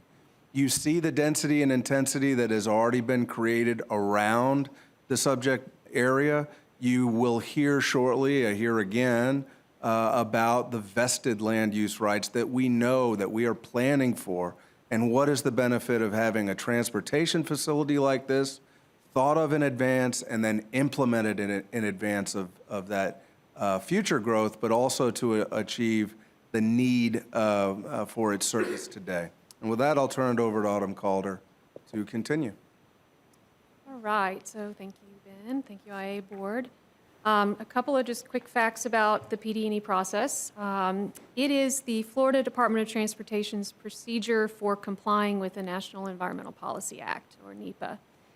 A standard FDOT PD&E of this type takes about 14 to 18 months with 2 public meetings. Following the state's procedure is a requirement for the State Infrastructure Bank, or SIB, program eligibility. The SIB program is a revolving loan program, typically with lower interest rates than the commercial bond market. The PD&E process includes all of the analyses and steps for developing a solution to a transportation challenge. A PD&E must evaluate at least one build alternative and one no action or no build alternative. The no build for this project is not a possible project solution because it does not meet the project's purpose and need, which has been mentioned on the prior slide, is to improve regional mobility and provide an alternative route for Centerville and Miccosukee road users now and in the future.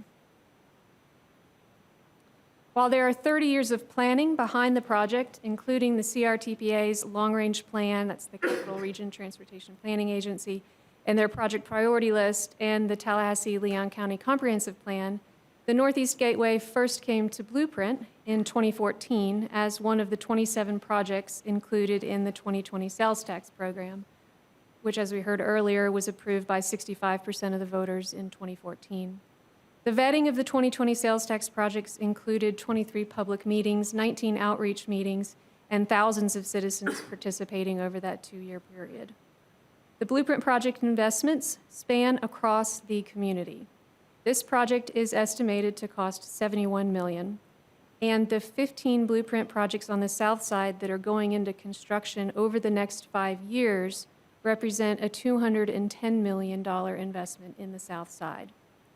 In order to capture the benefits of the Northeast Gateway as quickly as possible, the IA Board has taken several actions to strategically advance this project, including funding the PD and design early. And in 2018, Kimley Horn was selected to complete this study. Their team includes many local firms such as Moore Bass, EGS, Atkins, and HSA. Together, the individuals working on this project have over 250 years of PD&E experience and have completed over 65 PD&Es in the state of Florida. And 20% of that project team is here today. The approval of the Northeast Gateway PD&E represents the conclusion of a 2.5-year process. This process included a substantial amendment to the project description, analysis of 18 potential roadway corridors, IA Board selection of one final corridor and intersection treatments, and a substantial amount of technical analysis. To highlight just a few of those studies, a traffic modeling report, the basis for the traffic analysis, had 3 independent engineer reviews. We also performed over 700 shovel tests for historic and archaeological resources. Tree surveys, noise studies, and wetland habitats were also completed. There have been over 7 IA Board meetings with specific Northeast Gateway agenda items. We've mailed over 7,300 letters or postcards, hosted 16 events, attended over 60 individual stakeholder group meetings, and had numerous individual communications pivoting seamlessly from in-person to virtual and now back to in-person. Let's dig a little further. We activated engagement early and often to establish effective communication with those most directly impacted by the project. And it's not just listening. It's meeting in small groups at kitchen tables. It's commissioning extra studies to test ideas from the community, like the noise study and the alignment analysis for the Buckhead neighborhood and the extra traffic analyses for the Clarn Estates. It's taking the Circa and the Keep It Rural input to develop a rural road section for the segment north of I-10, which is 2 lanes, and incorporating wildlife crossings. It's finding community-wide consensus on the requested roundabout at Shamrock and Centerville. And perhaps the biggest example was early in the process when this IA board reflected the substantial amount of community input and directed the project to terminate at Roberts Road.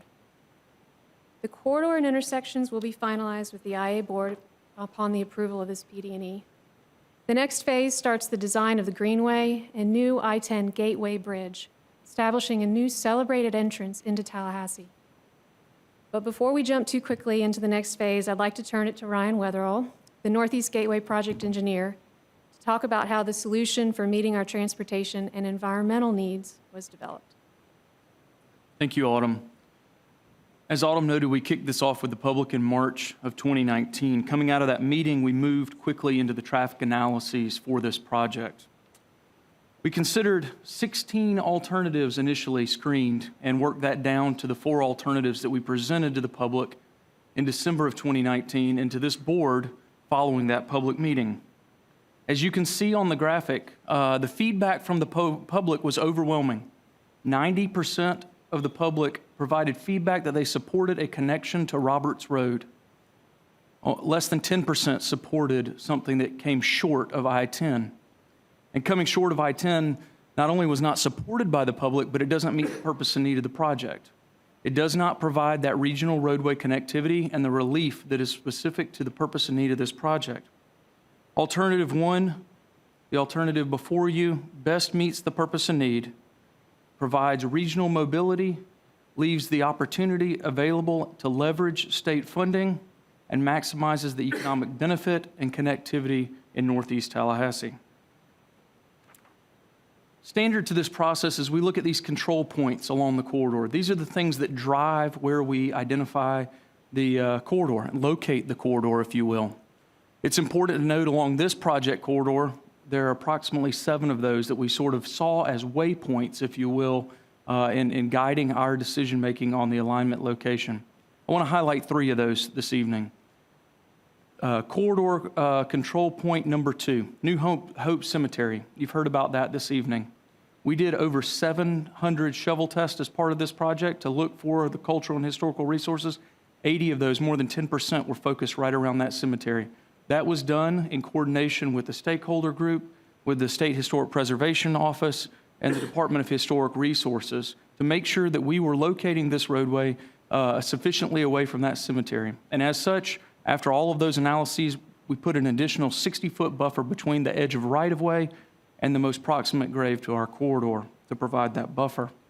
The next one is control point 3. This is the I-10 bridge crossing. The crossing of the interstate is controlled by the Federal Highway Administration, a partner we've been coordinating with through this process. There's a limited window for which you can cross the interstate and leave an opportunity open for future connectivity. FHWA carries and controls that access. In coordination with Buckhead, as Autumn noted earlier, we have moved that crossing as far to the east as we can within that envelope to create as great a separation as possible from the Buckhead neighborhood and still leave the opportunity for future connectivity to Interstate 10. Continuing north, I want to mention control point 6. This is at the northern end of the project, just south of Montford and Roberts School and the planned Northeast Park. There's a floodway and a wetland system through this area. Working closely with our field analyses of this area, working with city permitting and the evaluation boots on the ground, it was identified that we move the alignment and locate it here so that we can have the narrowest crossing. We can have the least impact to the floodplains and the wetlands in this area. It just so happens that it's proximate to the park and provides an opportunity for a secondary access to help relieve the regional roadways in this part of the community. And so as we talk about these control points, it's important to understand that whether we delay or we move forward, these are the 7 control points that drive where this corridor is to be located. Those are the things from an environmental, cultural, community standpoint that have all been identified and evaluated in great length over the course of this PD&E study to understand where does it make sense to locate this roadway. So let's talk about the immediate project benefits. Opening day, we alleviate existing congestion along regional roadways such as Thomasville Road and Mahan Drive. We redistribute and utilize the capacity that we have in this area, and we address congestion, particularly on Miccosukee and Centerville roads. We'll talk about congestion as well as it relates to safety in just a moment, but we also provide that opportunity for future connection to I-10. The important thing to note here is that that reduction in congestion gives all of the users in this part of the community 24 hours, one whole day back over the course of a year. That's time they can spend with their family, spend with their friends, utilize for more beneficial activities rather than sitting in congestion. 350 gallons of fuel saved per day. That's a direct financial impact on our pocketbooks and our wallets. It also means a reduction in carbon emissions because we're not sitting in congestion.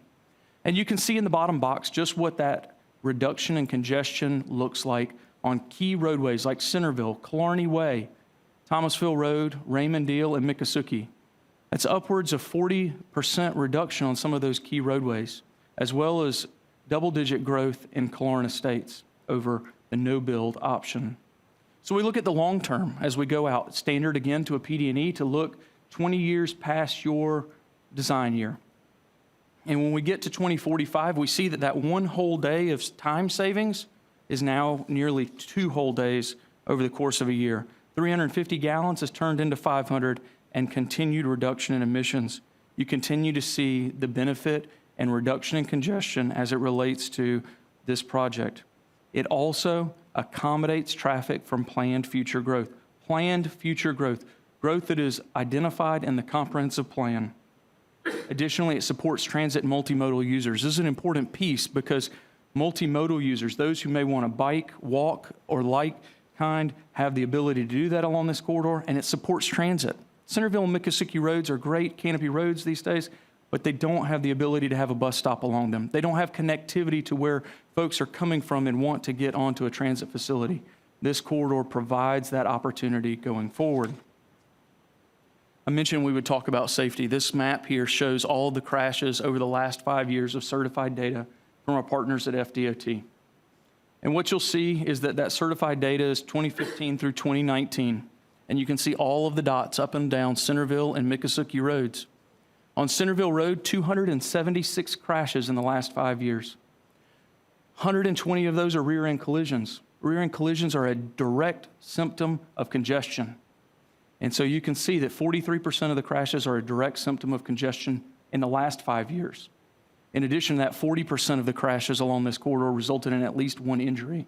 We've been fortunate there's been no fatals in the last 5 years along Centerville Road. Miccosukee, a little bit less of a crash history there, but again, 14 rear-end collisions, 22 injuries over the last 5 years along this corridor. We've talked about roundabouts in addition to the roadway corridors themselves. These are the operational components, right? The termini at Centerville and Shamrock, at Roberts and Willani.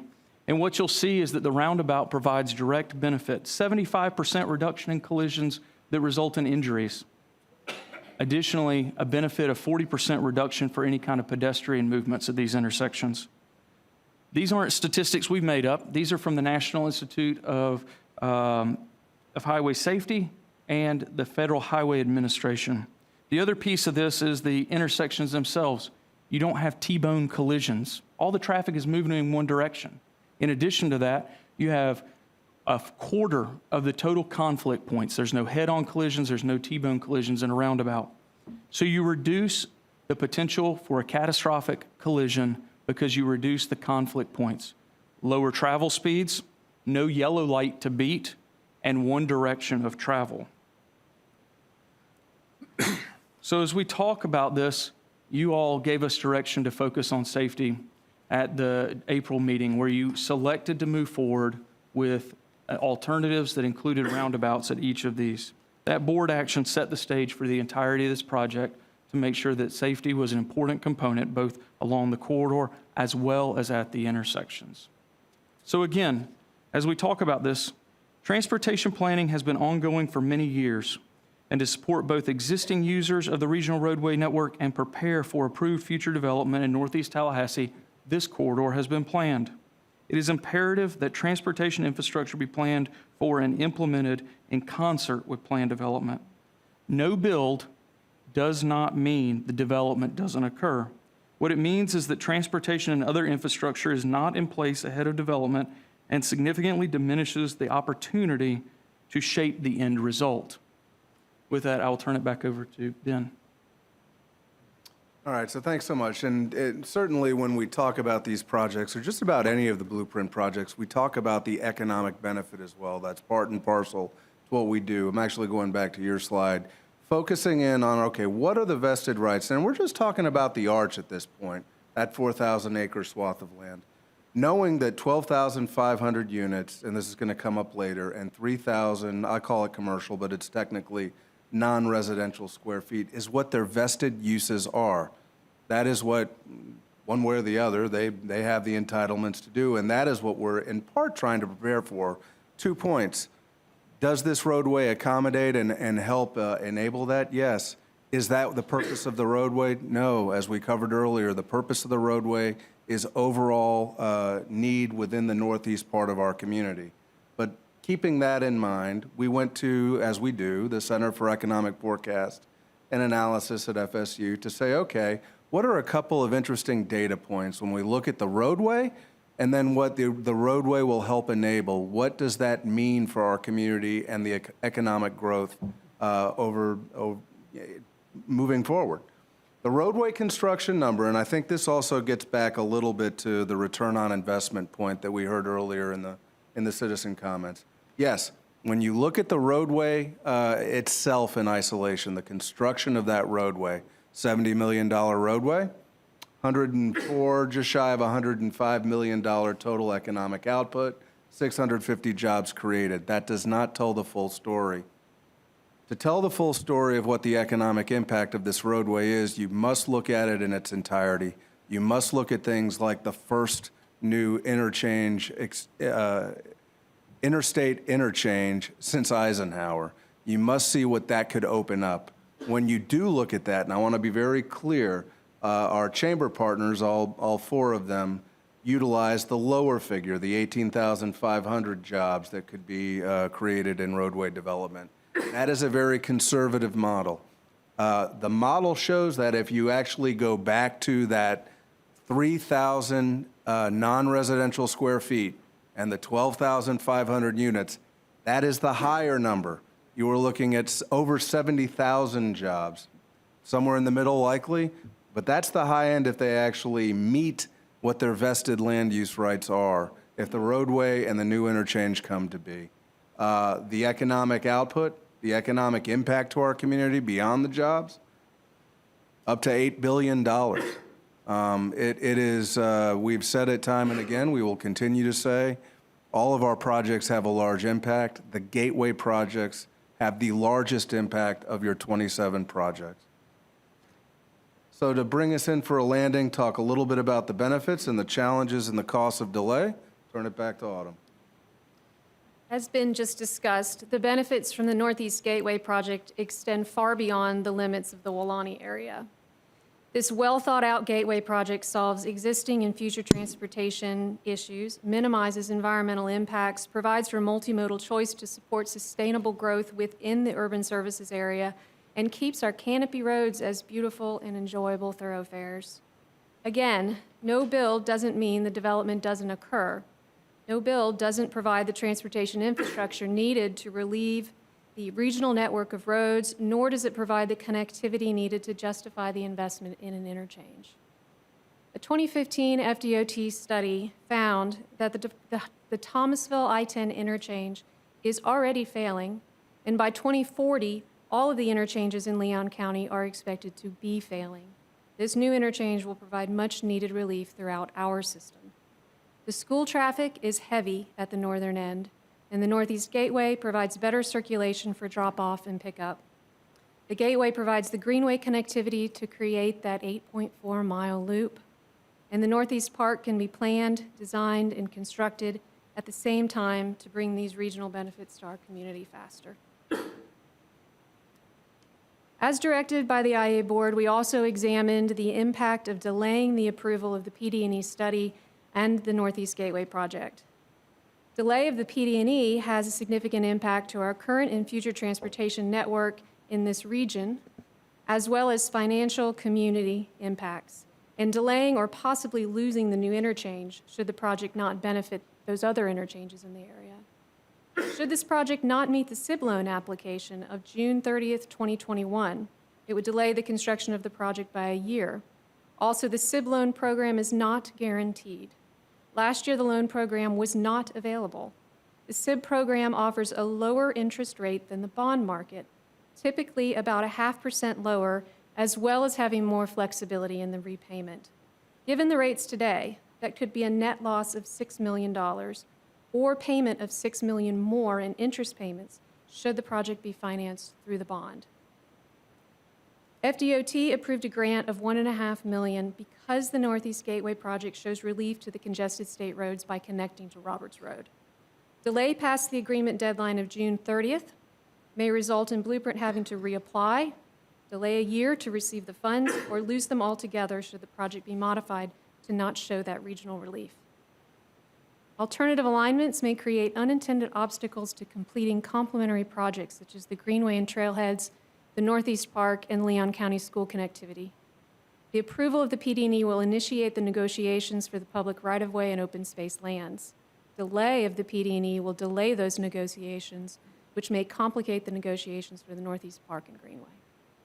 The city and the Walani Arch landowner have entered into numerous agreements associated with and dependent on the commitment to implement the Northeast Gateway project. Specifically, the Urban Services Development Agreement obligates the local government to provide Walani Boulevard. The most recent amendment to this development agreement renewed the obligation of the landowner to dedicate the Walani Boulevard right-of-way and land for the I-10 interchange. The terms of this amendment provide that the property owner's obligation to reserve the right-of-way for the I-10 interchange is time-limited and requires actual and continuous construction of the interchange to begin by 2030. The loss of the donation or dedication of this land would cause a future financial impact to the project if required to purchase those lands at some future date. In exchange for the donation of the right-of-way, the landowner is entitled to receive concurrency credits in lieu of compensation, which is a common practice between landowners and government entities. Delay also exposes the intergovernmental agency to potential debt service increases by foregoing historically low loan rates in front of anticipated inflationary rate and construction cost increases, such as materials and labor. And finally, by delaying and extending the PD&E approval process, there will be immediate transportation impacts by extending the use of a more inefficient regional transportation network. And go back to the slide that Ryan spoke to regarding the control points. Those will not change with another year of study. The alignment of this road to Roberts is placed in the optimal location from both a transportation and environmental perspective. But let's bring it back to where we are today, requesting the approval of the Northeast Gateway PD&E study, a 2.5-year process that included a substantial amendment, analysis of 18 roadway corridors, IA Board selection of one final corridor and intersection treatment, technical analyses, and a substantial amount of community engagement. The solution presented in this PD&E study best provides relief to the existing traffic congestion on Canopy Roads, Thomasville Road, US 90, and at the schools, all by connecting to Roberts Road. It best provides an environmentally sensitive roadway corridor to efficiently manage future traffic too. It best maximizes leveraging opportunities by providing interconnectivity to the regional network. And finally, it's the best balance of community input and technical analysis.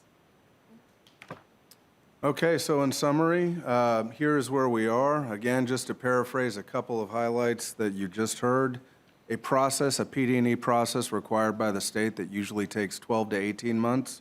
We took 31 months to engage. Day one of opening, you have a 40% reduction of congestion on your protected canopy roads. That's needed now. You also enable an interchange for the first time since the creation of the interstate system. We've talked about what that benefit could be. And it protects existing neighborhoods. If we do not build a gateway and the development occurs as their land use entitlements and rights are, there will be a push for more congestion on the canopy roads, which will bleed out into the neighborhoods that surround it, which I believe some of the Killearn representatives spoke to. Even with that 31 months in this PD&E process, Commissioners, the good news is you are still on target. You have set a very aggressive agenda to be prepared, to prepare in advance, and to move toward bonding and construction for a large component and proportion of your Blueprint 2020 projects. This is one of them. You are not too late for the PD&E to be captured. The $6 million of avoidance, in other words, by doing a SIB loan versus testing the bond market, you still can capture that today and secure the $1.5 million of funding that the state has awarded for the project. If you act with staff recommendation, we are basically on target to begin design and permitting. We will begin right-of-way acquisition. In 2023, we will be prepared to bring before you an RFP to begin construction, and a grand opening of the entirety of this facility in 2025. Your staff team, and I want to highlight, that whole parcel over there is about 20% only of the project team with over 250 years of experience that's done 65 PD&Es across the state of Florida. They've been working on this for the last 31 months while you see Autumn and Ryan and I. They're the ones that are out there as well doing the work, and I want to thank you for that. And with that, Madam Chair, we are here to answer any questions that you may have. Thank you. Thank you for the presentation. Vice Chair has asked to speak first. Thank you, Madam Chair. I'll be short. Second. It's been properly moved to adopt option one, properly moved in second. We'll open it up for board discussion. And we will prepare for a roll call vote at the end of discussion. Commissioner Walsh? Commissioner Matlow? Commissioner Minor? Commissioner Porter? Then Proctor, y'all shouldn't be together now. PP. Okay, Commissioner Welch. Thank you, Madam Chair. I know that folks are frustrated by this project. It has been made abundantly clear to me. I've gotten some pretty strong emails. I've gotten called names on social media. I've been shamed. I've had anonymous letters sent to my house calling me a fool, saying I'm betraying people. And that's unsettling. And so I get it. I get folks are unsettled. I'm unsettled. But I look at this because I feel like I have a duty to look at it from a big picture perspective. And because I know people are unsettled, I want to reiterate what I said 2 weeks ago about supporting this option. There are questions, there are unknowns, I get it. And I know that frustrates people. I think I'm new to this policy-making game, but I think that's kind of par for the course. I think there's always going to be questions. There's always going to be problems. But this is my backyard, too. I live 2 miles from this intersection. I drive it daily. My kids go to Roberts and Montford Middle School. We get stuck in the car traffic 5 days a week. So if we look at the uncertainties, yes, there are some, and it scares people, but there are certainties that I am confident this road will fix. I did an interview with WFSU on Friday, right near the intersection at Pimlico and Centerville Road. Some of y'all may have heard it, I haven't heard it, on WFSU. And the traffic was constant. It was constant. You could hardly record the interview without the traffic, constantly. That was on Friday afternoon, the first day of summer. And the traffic was constant. We know that this property, this arch of this Welaunee property, we've known for a long time that it's going to be developed. We accept that reality, that it is going to be developed. The road is bounded on the east and the west by our precious canopy roads, one of our most defining characteristics of our landscape here in Leon County. And those roads cannot accommodate any more traffic. They are what they are. They are historic wagon trails into town. But that's not where we are now. We know development is coming, and we need traffic relief now. I feel like that's a pretty objective assessment of the situation. We need it now. Traffic is pretty dense on Centerville Road, to a less extent Miccosukee Road. This should fix that. If you look at the schools, it's undeniable. The schools get backed up for quarter mile, half mile in either direction every afternoon. They need a back access to let that traffic flow. If you don't experience that, you should, because it is a serious need. It creates a serious problem. People have suggested that I have some kind of agenda with this Northeast Park. I don't have an agenda with the Northeast Park other than it is something that my community desperately needs. When I ran for the county commission, I ran to improve the quality of life of my residents. I think the two biggest things that negatively impact the quality of life of people in Northeast Tallahassee is traffic and lack of public infrastructure, whether it be recreational infrastructure or road capacity. This allows an opportunity to accelerate the construction of a much-needed Northeast Park and also provide it a back access so we don't have the same problem we have with the schools with the Northeast Park. Now, the policies in the PD&E, most of you set. I wasn't on the board when those policies were discussed and debated. When the policy came before the board about where the intersection goes, I vehemently opposed this design and suggested an alternative that I would have hoped would have alleviated some of these concerns, but that's not the direction that we went, and that's fine. That's a policy debate. We had it, and it's time to move on. So I feel the angst, and it's difficult for me as a new elected official to disappoint people. And I recognize that folks are going to be disappointed, are disappointed by my support of the road. I've never opposed the road. I will continue to fight for my constituents to shape the direction of this road, to shape the way it is unfolded, to shape how it impacts Bradfordville Road and the rest of Northeast Tallahassee. But those are policy debates. We can have those. This is the transmittal of a PD&E that you all have already set the policy for the most part. My job, I see my job as an elected official to make decisions. I've been given the trust of my community to make decisions that most impact everybody positively. And I am learning that you can't make everybody happy, and I accept that.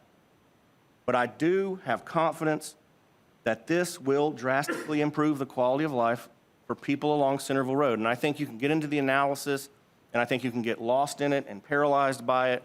But I think if you look at it objectively from a big picture perspective, this will improve the quality of life right now. This road won't be finished till 2025, so it's not like it's going to immediately improve things.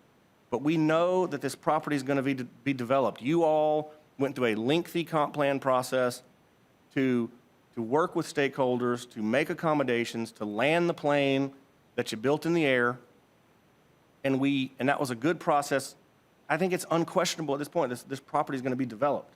We know it's coming. Why not get ahead of it? I hear conversations about the cost. I don't think in 5 years the cost will be any cheaper. I don't think in 1 year the cost will be any cheaper. I mean, I'm no expert on that, but I'm just guessing, right? So I wanted to reiterate my support for option one or Commissioner Maddox's motion. I'm sorry that folks are unsettled by it, and that concerns me. But my job is to be as objective and as fair as possible. I really don't like the notion that there's some kind of boogeyman or some sort of special interest driving this. That has not happened in my personal case. I think this is objectively, if you are fair and you look at it from a high-level perspective, this is the prudent thing to do. Is it perfect? No. But it will serve the needs of my constituents by and far, and so I will support it. Thank you, Madam Chair. Thank you. Commissioner Matlow. Thank you, Madam Chair. So when we first saw this PD&E study, I supported a no-build option. Frankly, I've supported a no-build option from the very beginning for two main reasons. One, the development will occur anyway, as it's been stated, and it should. They have the rights to do it, and they can develop the road as needed, the way we've historically done developments without massive subsidies on the front end. Two was based on this idea of getting ahead of the traffic demand in the future. We didn't do that for areas of town that exist now. We didn't get ahead of traffic on Orange Avenue. We didn't get ahead of traffic on Tharp Street. But what we're saying is now getting ahead in the Northeast Gateway is more important than all these other areas of our community. And we're told that this will be done by 2025. If we delay 1 year, that will bring it to 2026. And I think that would still be a project for the record books for our community. So a 1 year delay is not a slow build. It's still a very, very fast build. And this road will come to completion before we see any funding for design or construction on Orange Avenue, on Tharp Street, on North Monroe. And to me, that's just not something I can support representing the entire city. It's not where I can say, I believe this is the most important project now. Secondly, as we did community engagement, every group in the corridor that's affected by this, from Klarn to Keep It Rural to Circa, have all objected to it. They've all advocated for a no build. So we got to a point where we were just going to go to Shamrock, and Klarn, with the traffic engineers and the traffic studies, came to a compromise that we would go, if it went to Roberts Avenue at the same time, then it would be okay by them, because at least that would give them some sort of traffic relief. And I think that's a noble position. But we did that without consulting the people that it would affect in Circa and Keep It Rural, the property owners, where it was going. And we didn't make a guarantee that the intersection would have to go to a roundabout. We didn't discuss whether it should be a mile further east as originally contemplated. So all of those concerns are why I supported a no build. But this board roundly rejected the no build scenario. I think there were maybe 2 or 3 votes in support of it. And I think we can respect that no build is off the table, and then say, how do we make this project the best it can be for our community? And I know a lot of people think if we slow it down now, that means we're not going to build it.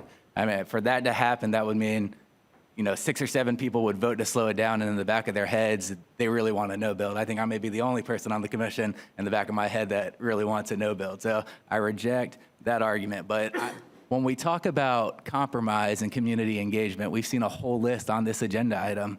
The countless meetings with Keep It Rural, Circa, Klarn Neighborhoods Association, the churches, the chambers of commerce, and the vast majority of them are still unhappy.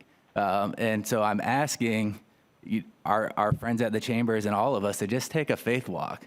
When we went through this massive community pushback on the Welaunee Urban Services Area Agreement, which I didn't support that either, but a compromise was reached, and some of these same groups came to the table and were able to offer solutions and get at least something that they wanted, even if they weren't happy.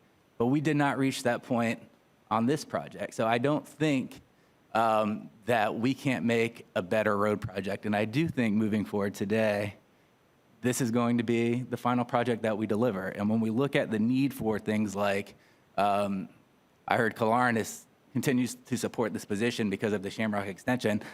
I don't really see the need for the Shamrock extension at all. The only reason it appears to be needed to me is for the justification of enough traffic to get off the interchange. But when we look at the interchange, it's been said that the property owner would like to see that would have to be done by 2030. That's not even a priority right now to get funding to build. So that means that interchange is going to skip Orange Avenue. That interchange is going to skip Tharp Street, or we're not going to meet that 2030 deadline. So if we give it 1 year, it doesn't have to be a fight to just get it right, to go in, meet with people, and come up with a solution to where I think we can satisfy everybody. We can make a route where an interchange is plausible, look at the PD&E alternatives, and put the termination point at Roberts Avenue back on the table. But what we've done is we've met with people, we listened to them, and we didn't make any changes that respect their opinions. And that's why we're here today, and it's not gonna stop here. This project's gonna come back for eminent domain, there'll be potential lawsuits, there'll be other votes, and we're gonna fight and fight and fight all year when we could just take a pause for 1 year and get it right. So that I would make an alternative motion that we delay this project for 1 year, give staff direction to continue to work with our community partners, take feedback, and have the ability and the authority to examine different termination points on Roberts Avenue and different alignments that with stakeholder input. Second. Thank you, Madam Chair. I'm pretty up on parliamentary procedure, but I could use a little help. Alternative motions as opposed to Substitute motion. substitute or amend it. I'm asking the attorney so I can get straight from the resource. Yes, Madam Chair, I think he meant a substitute motion, and he just corrected it. Okay, that's what I wanted. That's what I was make sure we had it on record correct. So we have a substitute motion on the table, and we have a second. We want to discuss, or we're ready to call for the vote? Madam Chair, could we just continue with the discussion? Yeah. Okay, Thank you. we can continue with the discussion. Commissioner Minor? Thank you, Madam Chair. I'm glad we're having this additional meeting. We work for the people who live here, and they are our bosses, and we need to listen to them. The problem, though, is that our bosses have conflicting ideas on what they want us to do. And so, unfortunately, whatever decision we make today will upset some of our bosses. No matter what we do, some people will be upset. So what do we do about it? We need to make the best decision we can. We can't be sure of what the future holds. The information we have is well done, well prepared, but we can't foresee the future and exactly what that's going to have. So we all have to evaluate the data, the information. We have to listen to the perspectives, the different ideas of what people want, and make the decision that's in the best interest of our community. We've all done a lot of thinking on this for a long time. I'm of the opinion that option one is the best way to go. And so I'm going to vote against the substitute motion. I'm going to vote for the original motion for option one.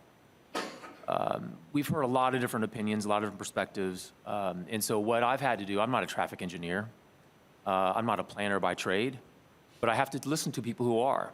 And I have to sift through the different opinions and perspectives on what, in many cases, is conflicting information. But I've arrived at this resolution. The traffic improvements, both the immediate and the future improvements along Centerville and Miccosukee, are substantial. Now, our staff and Kimley Horn, I believe, have done a really good job on this information, on the study and the development of the materials. But if you don't believe that, take a look at what third-party organizations have said. In 2015, FDOT found it to be a significant roadway improvement. We've had reviews by two engineering firms that are nationwide, HNTB and Atkins, both of which have reviewed the work done by our staff and Kimley Horn, who have said that the studies, the research is sound and principled, in principle and in process. That carries a lot of weight for me. I'm not a traffic engineer. But when third-party entities say that about the work being done, I have to listen. The jobs aspect is a big point of this, too. Our community faces some formidable challenges. poverty, crime, a shortage of affordable housing, homelessness. The best way to address these social issues, these challenges, is to help create an environment, working with the private sector, to create jobs. That's the best way to address the problems that we face. At the lowest density scenarios that you find in the material packet, the lowest density scenarios, the most conservative estimates, show that the economic impact will be 18,500 jobs generated or supported by the Northeast Gateway. The protection of our canopy roads. You know, the canopy roads are, I think, some of the jewels of this community, things we care about deeply. I want those to survive in perpetuity. The Northeast Gateway helps us protect those canopy roads. And then we've had a lot of discussion about timing. And why do we need to do this now versus a year from now versus 5 years from now? All of this together, I think, that we've seen just recently, because of the extra time for this meeting, has convinced me that now is the time. The SIB loan, there wasn't any loan funding in 2020. There is this year. There may not be next year. That's compelling. The FDOT grant, the construction costs that we know have been rising and are likely to continue to rise for the foreseeable future. And as Autumn had said, I mean, inflation is, the warning signs of inflation in this country are coming, and they're here. And I don't think the environment's going to get any better from a price perspective a year from now. So I support option one. I'll vote against the substitute motion, and I'll support the original one. Thank you, Madam Chair. Thank you. Commissioner Porter. Thank you, Madam Chair, and I'll keep my remarks brief. I cannot support moving forward with this today. I agree with a lot of the comments made on both sides of this issue about the merits of the project, about the need to slow down and reconsider and regroup so that we can reach a compromise. And, you know, and I know that not everyone is going to be happy, but I do believe that there is a way we can make this better. I really don't even feel like I know that I am new to this process and new to this project, but I haven't really even heard discussion of alternatives to accomplish the stated goals. I want to make clear I support planning for our future. I support jobs. I support growth. I do think that there is more than one way to support those things. Everything that I know about planning and everything that I know about great cities that we visit, tells me that listening to our neighborhoods, listening to our people, respecting our environment and our promises made, smart growth, public transit, those are the kinds of things that people love about their cities and that I haven't seen incorporated in this process and in this vision. And so for that reason, I mean, I already seconded the motion. I think y'all know where I stand there, but those are my thoughts. Thank you. Thank you. Commissioner Proctor. Thank you, Madam Chair, members of our community. We've heard your expressions now for a little bit. Ms. Anderson mentioned, what's the name of that cemetery, Ms. Anderson, you said? New Hope, yeah. And with New Hope Cemetery out there, really strikes a nerve with me because those people out there have something very much in common with the citizens who I call the South Side 8. I could support the motion on the table, which asks for a year suspension. And what we have in the South Side, similar to New Hope, is that New Hope Cemetery people, they have no political power. And there are 8 precincts in the South Side that would pay for this project in the urban services, which Ms. Calder said we were compelled to bring to this area because it's in the USA. But we have the city's electric power in the south end of this area, inside of Capitol Circle, South Side. We have electric power, but we do not have political voting power. In the news today, there was something about Texas and going to the Supreme Court and voting, da-da. Georgia has voting suppression, and Florida has voting restrictions. And Tallahassee City Commission, it too represses, suppresses, and oppresses the people of the South Side. We can't vote in city elections. I'm not about to vote today for spending millions of dollars, which the city charges and has meters on the homes of thousands of people, but they're black, they're poor. I have written the mayor and every city commissioner sitting here. Neither of you have respected or bothered to respond to what I've asked you about, including those who are taxpayers through city fees, those who live 3 miles south on Adams Street, which turns into Crawfordville Road, those who live off of Monroe Street, which turns into Woodville Highway, and they are within 3 to 4 miles of this building. They can't vote. They can't vote for those who allowed them utility waivers for a minute during the pandemic, and they were asked to resume payment. They couldn't vote. They're going to help to pay for all of this. And I'm representing those people tonight, and you all don't have the decency to respond to a public official who asks you to let these people vote what you want.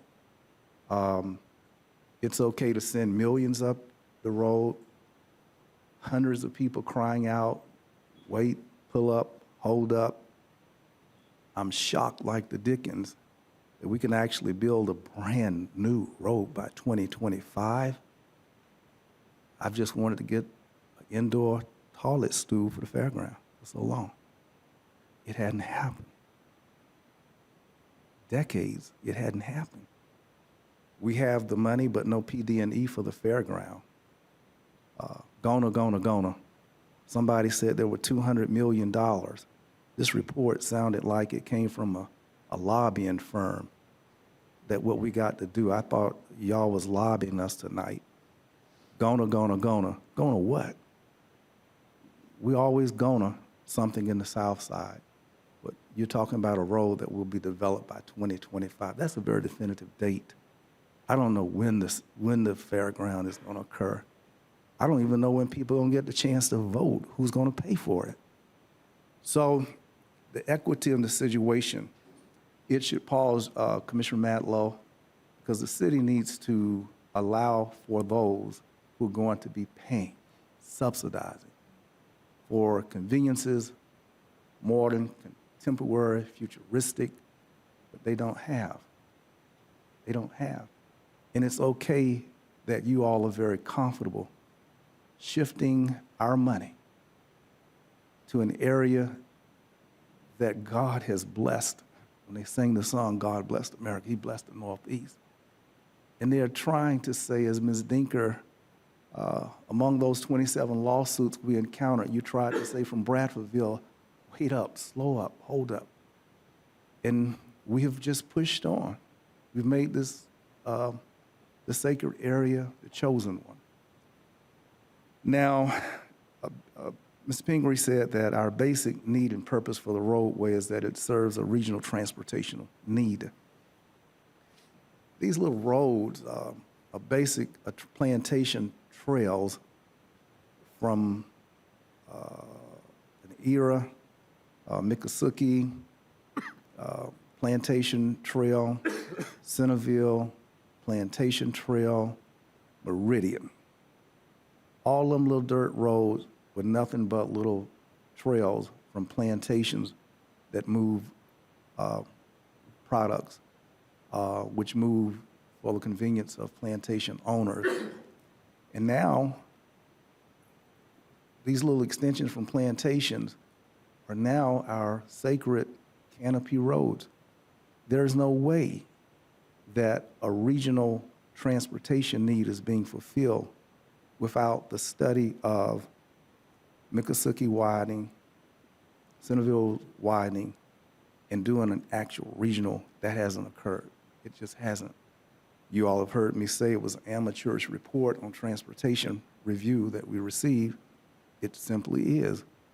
We have seen our agencies, state agencies, which we no longer have that agency that would review this, the Department of Community Affairs, but we saw 5, 6, 7 state agencies cleared their throat, Madam Chair, and they had concerns, which for me have not been adequately addressed, and we saw those in a previous meeting. I would say that, what are the number of trees for all of us tree lovers that this new road, has anyone counted? 1, 2, 3, 4, like that, 6, 7, 8. How many of them would fall down to build a new road? Versus, what is the number of trees that would fall down if you widened Miccosukee? When I count them, 1, 2, 3, 4, 5, 6. How many trees would it require to widen the Sacred Centerville Road? I'm willing to hazard a guesstimate that more trees are going to fall, be killed, and die in building the new road than if we had the moxie to look at the number of trees, the casualties for which widening the existing roads would be. But only one person, that man with the purple shirt, even mentioned the word Centerville Road as a 3-lane. No one at this table has the wherewithal to talk about a traffic study to widen those sacred plantation trails, which we call canopy roads. They're guarded, they're protected, they're sacred. Nobody does that. And I don't understand how we talk about transportation regional need. We've not talked about those roads as widening potential. But politically, I don't blame y'all. If you are fearful to talk about the realities of, is it less costlier for tree life to widen Miccosukee and Centerville than it is cost for the tree life going across these new built roads. But to the heart of this, tonight is not a transportation vote. Tonight is about voting rights. And I represent 8 precincts of citizens who cannot vote for the city, though they pay utilities. And north of this city hall, extending out 14 to 15 miles, my side of town undergirds and pays for the urban services and the conveniences. It ain't fair. I'm not excited even tonight. It just simply is a fact. But I'm not willing tonight to cast a vote which castrates the hopes of political empowerment for the citizens of District 1 and the 8 Southside precincts that the City Commission and the city government ignores, refuses to include. And we're treated, we're suppressed, we're oppressed, we're depressed from your continuing political mockery of us. And you keep taking our money month after month and giving it someplace else, but you don't allow us to vote for either of you. So I don't want to be hypocritical. I could wait because at the core of me, this is likely the first time I would have voted against a development in my years of being here. And I'm sensitive that when cement trucks roll, men in my district work. When homes are built, which Mr. Manasseh said, that only 10% of our market can actually engage and buy a new house in Tallahassee.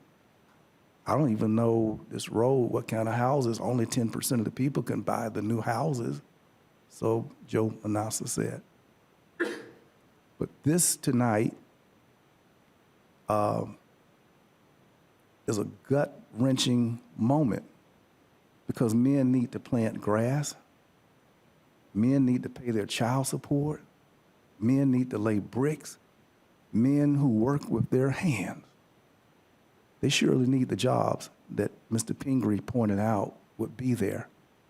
They need those jobs where I'm from. But more importantly, in a national conversation, is that until this city government respects and honors all of the city utility customers, and those in the north who get to vote and are included, but those in the south side who pay city utilities but are excluded, I can't support and ask my citizens to pay for something that they get no benefits from other than to pay the bill. Thank you, Madam Chair. Commissioner Jackson. Hey, can you hear me? Yes, we can hear you. Yeah, just, I don't know that this is the absolute proper time to chime in, but I wanted to share my thoughts. Unlike some of the comments, I did want to bring up some things that would be a part of my decision-making tonight. I can't support the substitute motion on the floor. I respect all of the folks that came out to share their information and their needs and their issues with us. But unlike, I've heard someone talk about a negative future economically. I like to think of a bright future economically that's full of upturns in Tallahassee and the Leon County economy. I like to think that 2,500 jobs is a definite indicator of that. I like the fact of knowing that we have staff that has spent 250 years, I believe was one of the numbers that was used, of their life dedicated to development and planning and responsible work in those areas. I like to think that 42 meetings where we have done our best to listen to the neighbors. And unlike an earlier comment, I don't think that we can satisfy everybody. Getting everybody together and satisfying everybody is probably not a reachable goal. I do think that we have done everything that we can as a staff to listen and understand the needs. I think that some of the key points that are a part of this road extension include school traffic issues that will become more resolved, which adds to the safety in a increasingly more and more crowded community. I see that we have 30 years of planning and key federal and state agencies that support an elusive and nearly rare interchange, which would be a game changer economically and transportation-wise for our community. The arch itself is inside of the urban service area, and it would be not smart of us to prioritize development there and have a road network that's outside of those two canopy roadways that we continue to talk about, keeping them in the nature that they are. Untethered or unmonitored urban sprawl is the other option, and I believe that having careful planning like this sets up a great parameters for what can and can't be done, unlike the last 50 years of development in Tallahassee and Leon County. Our county park that is needed so badly by the residents in that region now becomes at jeopardy considering any other options. And I just think that, you know, when the IA voted last month to support a distribution center at I-10 and 90, and now with the prospect of this internet interchange, we're talking about the largest, considering the largest economic development project in our county's history. And we talk about employing people, and we talk about adding jobs to recover in our local community at large. These are the type of big projects that everyone is not going to see eye to eye on. But just like several of the commissioners have already stated, the key to the key to a better education, the key to our communities and our families, both in the 32304 and 32310 that I represent, moving out of generational poverty is economic success, which is grounded in a job. Jobs make a difference for these families, for not just the fathers and mothers, but for generations to come. Building this new Northeast Gateway creates an interchange in I-10 that could possibly be for additional significant future growth based on the projections for folks coming to Leon County. I really appreciate everyone who came out that shared all of their opinions, but I plan on wholeheartedly supporting option 1 as presented by the Vice Chair. Thank you. Thank you, Commissioner Jackson. Commissioner Dozier. Thank you, Madam Chair. Appreciate everyone who has participated tonight, all the comments from my colleagues, and everyone who has participated in this process since, I believe it was January, March of 2020, when we started focusing on this particular section of the road, but also the incredible work of our citizens to contribute to the comp plan amendment last year. And even before 2020, focusing on Shamrock, everyone from Killearn, we have had incredible community input into this project, into Welaunee in general, I should say that, not specifically to this project. I find myself in a really difficult position tonight because on one hand, I disappointed a lot of folks that I respect and I trust and I often agree with in April when I voted with the majority for option A. Given the options at the end of a PD&E study, that was the best option that we were presented. And oftentimes, we come to that point in the process, and I think as some of you have said tonight, we can't satisfy every different concern. We have to make a decision and move forward, and we hope that we have done our best to hear from our community, to respect those concerns, and quite bluntly, we often have a better project for that public involvement. This certainly happened with the comp plan last year. Folks who spent hours and hours and hours on Zooms over the summer, everyone, opponents and proponents, all thought we had a better product in the fall. And that's because of the hard work of our staff and our citizens, and truly appreciate that. So in April, I mentioned, and I'll come back to this in a second, but I do think that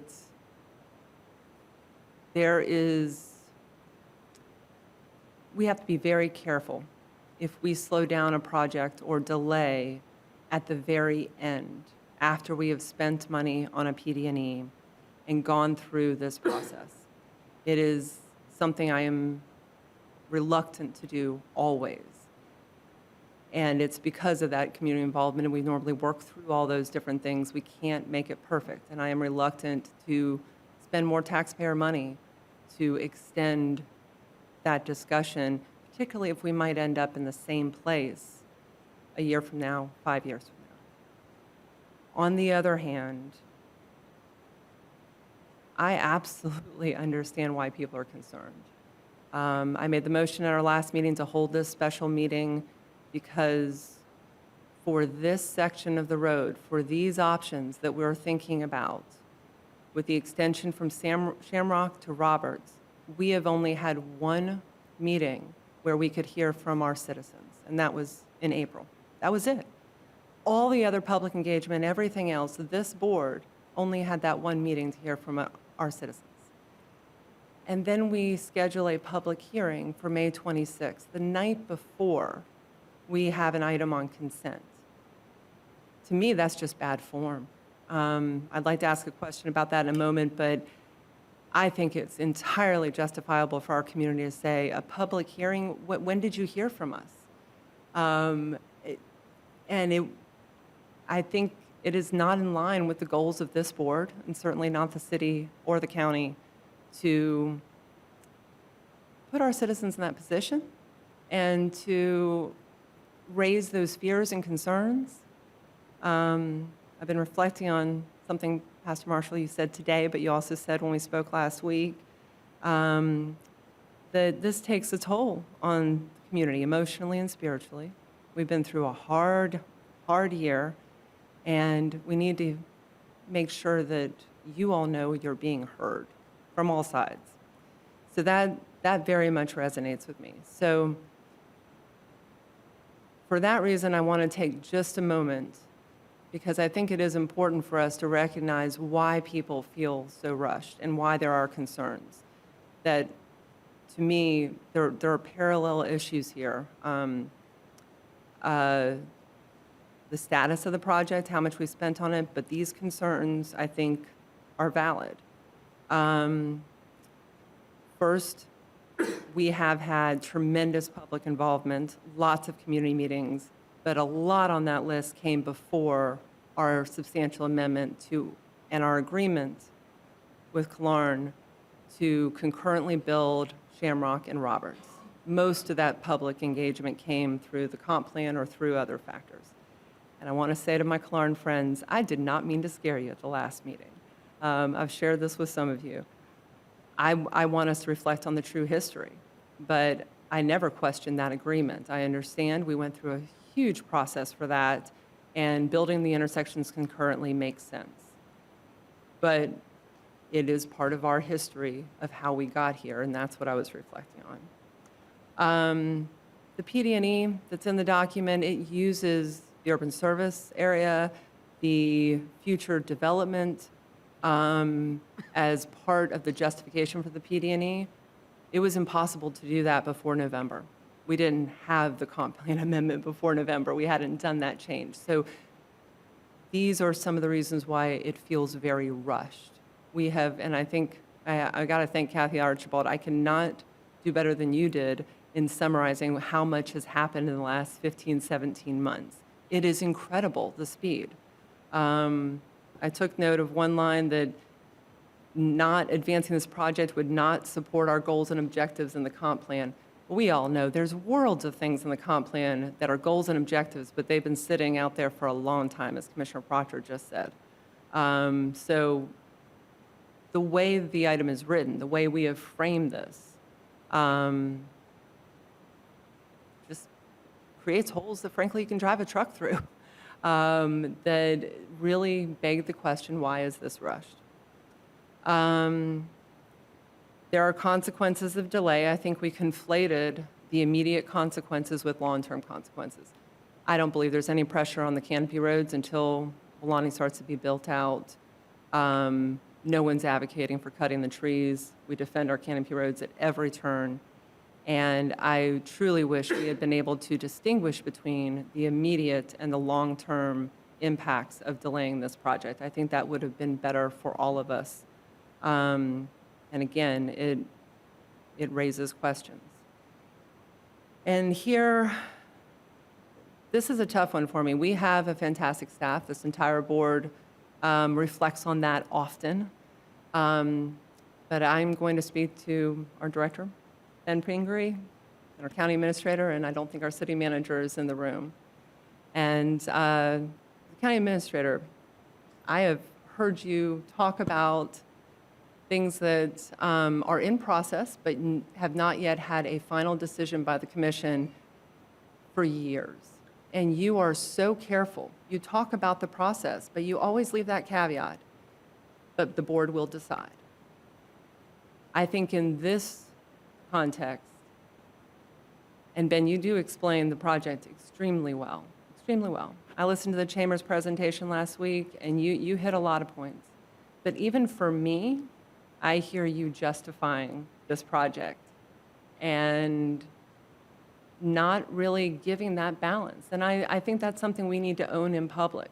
I don't question your integrity. I don't question the staff's integrity on this at all. But I do think we need to reflect on that, because the way we have presented this as a blueprint agency is on one side of the issue, even if a minority of the board is maybe asking questions. we still don't have a final vote. So I needed to say that publicly because I've heard it, we've all heard it from citizens. And I think we could all do a little better. Okay, so there's a lot of other reasons why this could raise concern, but I'm counting votes and we've got a majority to move this through tonight, certainly. And because I have been at this table through all the steps in the vote, and I understand that the cost of delay will be substantial. And the options on the table after 1 year may not look much different than what we see today. I will vote with the majority. However, I do have a suggestion that I would like to propose as an amendment to the maker of the motion, Commissioner Maddox. With this move, we will take property from a conservation easement. That's been long discussed, and we've had a lot of discussion about that. It is typical for us to make a trade. If we take, and maybe not us, Blueprint, but in general, if you are taking property from a conservation easement, you want to kind of bring that back in some way and conserve more property. So I'd like to suggest we have an agenda item come back to explore, and this would be on our dime, Blueprint's dime, purchasing property within that District 5 along Roberts Road for permanent conservation. This is the area that we designated as the habitat wildlife area, and developers could trade credits for. So it is the area that we would look at for conservation. So there's no commitment tonight to doing anything. We need to explore that. There's community trust dollars from the state potentially in the future that could help us with that. So I would like to respectfully request an agenda item to look at conservation land to offset what would be taken in the conservation land for this proposed road. There's a substitute motion. I'm sorry. Mr. Mayor, thank you very much for that clarification. I will hold that, Commissioner Maddox. Madam Chair, if we can come back after you dispense with a substitute motion. Does not have to restate. I wanted to ask the attorney, even though there is a substitute motion on the floor, is it proper for me to deny or accept the amendment with the substitute motion being in place? We don't have to go through the process of having to remember. Sure, Commissioner, I'd be happy to address it. You do have two motions on the floor. You have your original motion and you have the substitute motion. So an additional motion would not be proper. No, However, amendment. Right. It depends on whether or not you want to accept that as a friendly amendment. Can I accept it now, even though the substitute motion is up? No. Well, you have to deal with the substitute motion first. Okay, just want to make sure. Thank you, ma'am. I'll come back to that. And Madam Chair, I'm almost done. I only had two other comments here, so thank you, Commissioner Maddox. I'll come back to that. So that to me is a critical piece. The other two aspects, I don't think we should ever have a public hearing the night before we have a meeting and something's on consent. And Ben, Autumn, and Ryan, perhaps I'm looking at you all. Madam Chair, point of order. Is this germane to the substitute motion? It absolutely, I'm sorry. Is it germane to the substitute motion? All of this is germane to the single topic we have on the I'd like an agenda today, opinion from sir. the attorney, Madam Chair, if this is germane to the substitute motion. Commissioner Richardson, we've all expressed our comments. I've asked a question of the general counsel if this is germane to the substitute motion. I'm sorry, I have to apologize. I did not hear what your question is, so if you wouldn't mind repeating. I was going to ask a question about the May 26th public hearing, and because all of the discussion today is on a single subject, I assume it's germane to both the substitute and the original motion. I don't see how it's germane personally in terms of the relationship to accepting the PD&E, but I'll leave that to the discretion of the chair. Thank you, Madam Attorney. Well, Madam Chair, if you will, I will put the question out and not ask for staff to respond, and I can bring it up at our next board meeting, because there is one other thing that's very germane to whether or not we accept the public or the PD&E right now that is referenced in the PD&E. So I will bring that back up at our next meeting, but I think process-wise, holding a public hearing the night before our board meeting is not in line with the goals of this board, nor city or county. Duly noted. Okay, Your so next the item. last item, and this is referenced in the PD&E, and if I'm going to support the original motion with that amendment, this is a critical question for me to address the germane factor. The interchange is referenced throughout, and certainly it's referenced in the impact of delay and justification for moving forward now. And there's two questions. One, you reference in the PD&E and in the I don't think the date is referenced in the PD&E, but in the item, that in the development agreement between the city and Powerhouse, we must break ground on an interchange by 2030. My question is, how can we promise that if we are told that an interchange process can take 10 to 15 years? And my second part of that is, it is my understanding for the interchange justification report, you must have a funding source. And to my knowledge, we do not have a dedicated funding source through Blueprint, City, County, or CRTPA for the interchange. So how do we move forward with the justification report? This is a critical piece of this puzzle without having a funding source or committing in that development agreement that we will break ground by 2030. Okay, great. All right, so I'll let also Ryan talk to the process for the IJR, but it's not 10 to 15 years. It's more like 2 to 3 years. Is that correct? Yeah. So that getting the justification for the interchange underway, it takes about 2 to 3 years, and that would start once the construction of Wilani Boulevard begins. So we're looking at starting that process for the IJR in 2023. So the construction of the interchange on that track could occur as early as 2027. Yeah, 2027, 2028 on that track. Now to speak to your funding source, we've had communications with DOT for, probably as long as I've been involved in our District 3 coordination meetings, which happen quarterly. Over the last 8 years, we've talked about a new interchange in Leon County.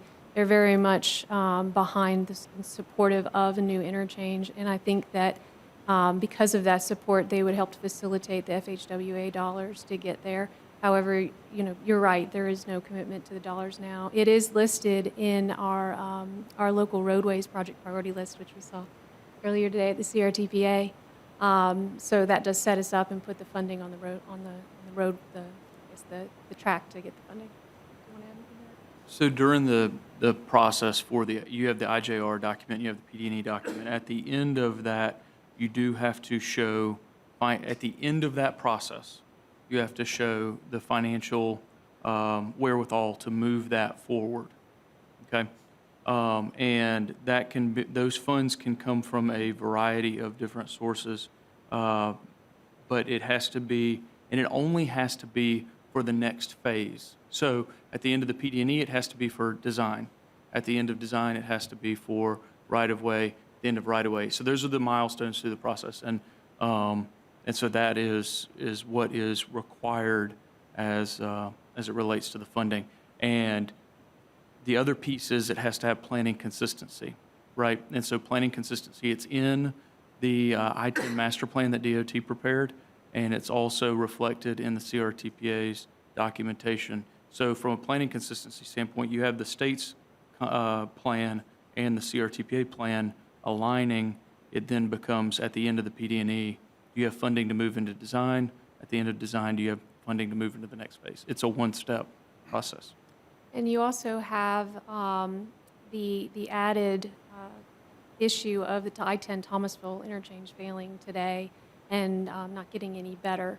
DOT in that 2015 study, they looked at what they could do to improve that Thomasville interchange. And I don't know if you remember those discussions about a giant flyover.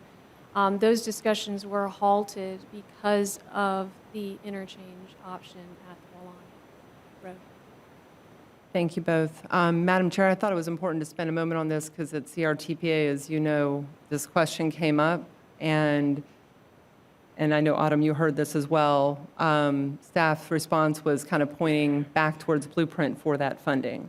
So I guess I'll say this, if this goes forward, I'm going to bring this back up sometime in the near future because I wonder if we have positioned ourselves for that funding in the right way. I do agree with you. I think I was working on, I may have been chairing CRTPA when we expanded the study area from Thomasville to include Wallani interchange.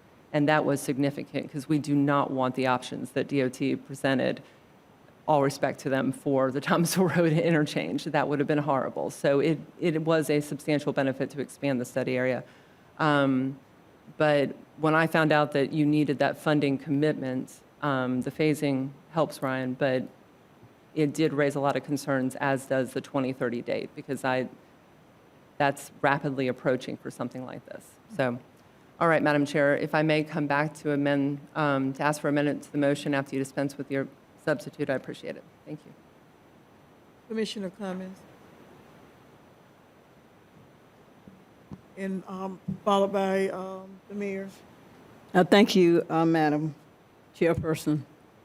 I just want to first of all acknowledge the citizens that have come out and just thank them for coming out, allowing us to hear their positions, hear their opinions, because that's what government is all about. We represent the citizens clearly.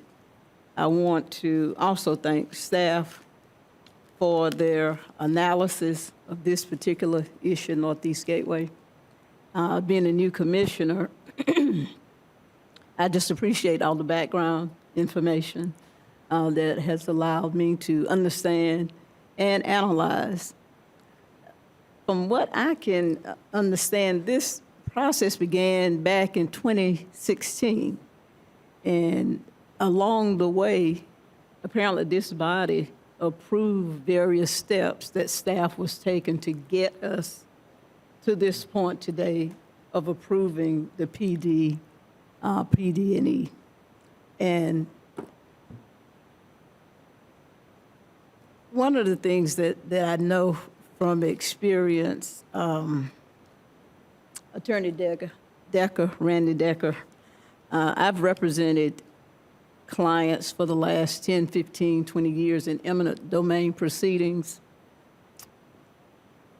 And nobody is ever happy with a taking or with development that's going to impact your property. What you have to do, and what I tell my clients, is you have to look beyond what your specific concern is and look at the overall benefit, if you can recognize an overall benefit. As far as the Northeast Gateway project, what I've done, Mr. County Administrator, is also tried to zero in on the benefits as well, looking at the global picture.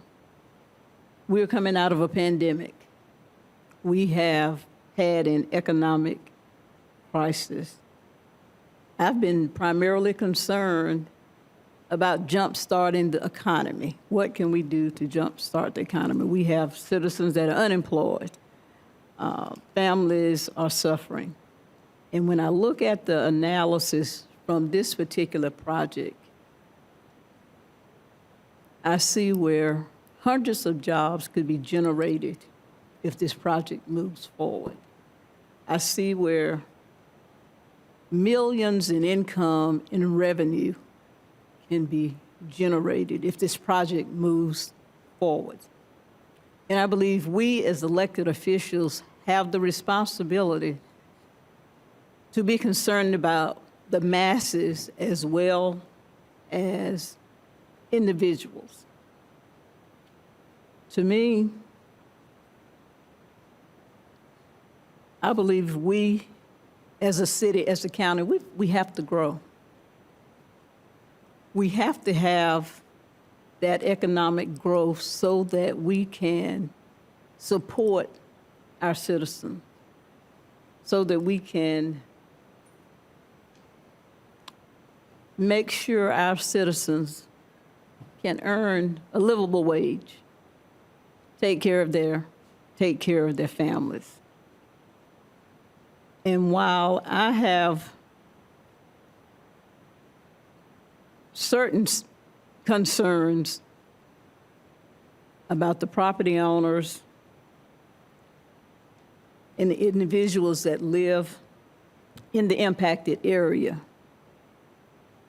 I am also concerned about the fact that if this project is put on pause for even a year, what that could potentially mean to many individuals that could benefit from this project going forth.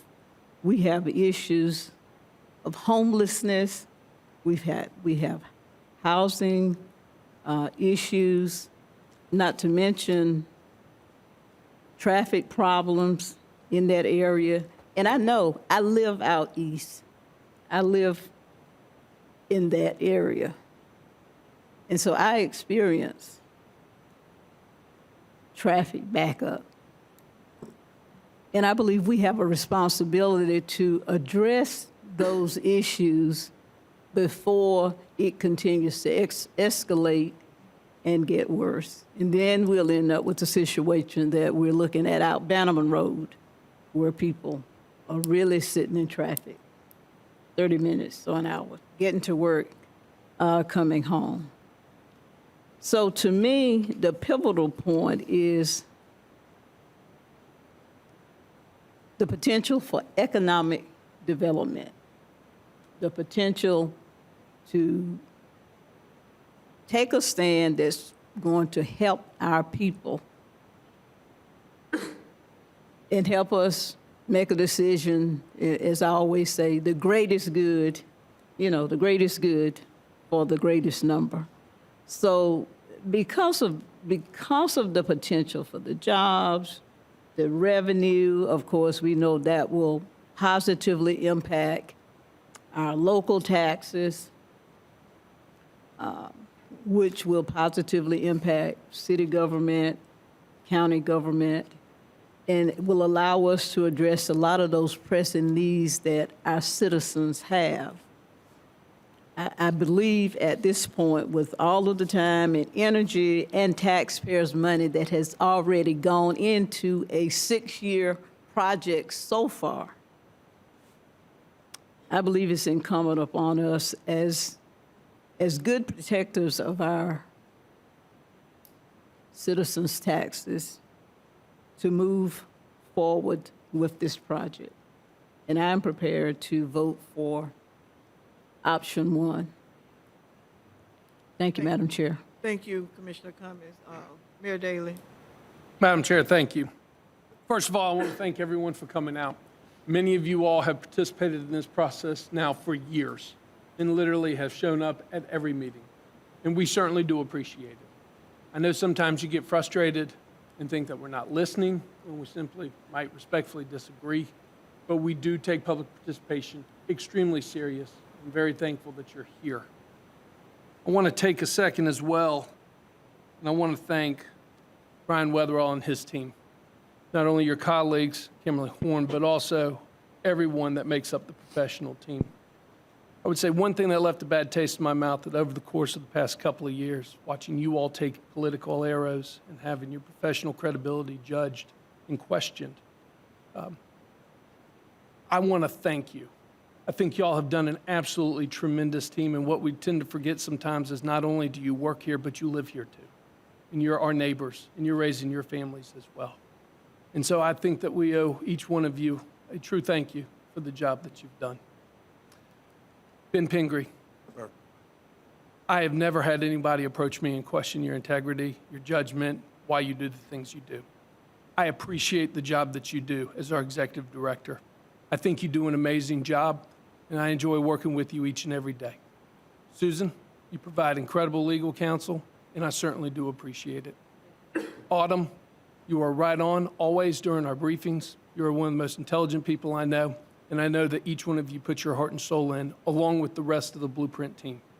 This has been a difficult journey, and I understand that. But I appreciate the job that y'all have done, and I wanted you to hear that from me. Commissioner Welch, you started us off, man, and you're right. These are tough times, and these are tough decisions. And yeah, as I mentioned at the last meeting, there are decisions that we make where half the room is going to be happy and half the room is going to be mad. Part of it's because as big as we are as a community, we're really small, and we all know each other, and you know, our kids go to school together, and this is part of the job. But as I said the other day, part of leadership is we do our homework, we listen, we work with everybody respectfully, and then we come up with our own decisions and we vote that way. So look, politically, we put our votes out there, and they fall how they will. But yeah, it's tough, and I respect your comments and what you said earlier, because sometimes you go home knowing that there are people really upset with you and some people that are really happy with you, and it can be tough. But you're right. That's why we serve, and that's what we do. A lot of great comments were made tonight. Commissioner Cummings, I got to tell you, there's two in particular that really stuck out to me.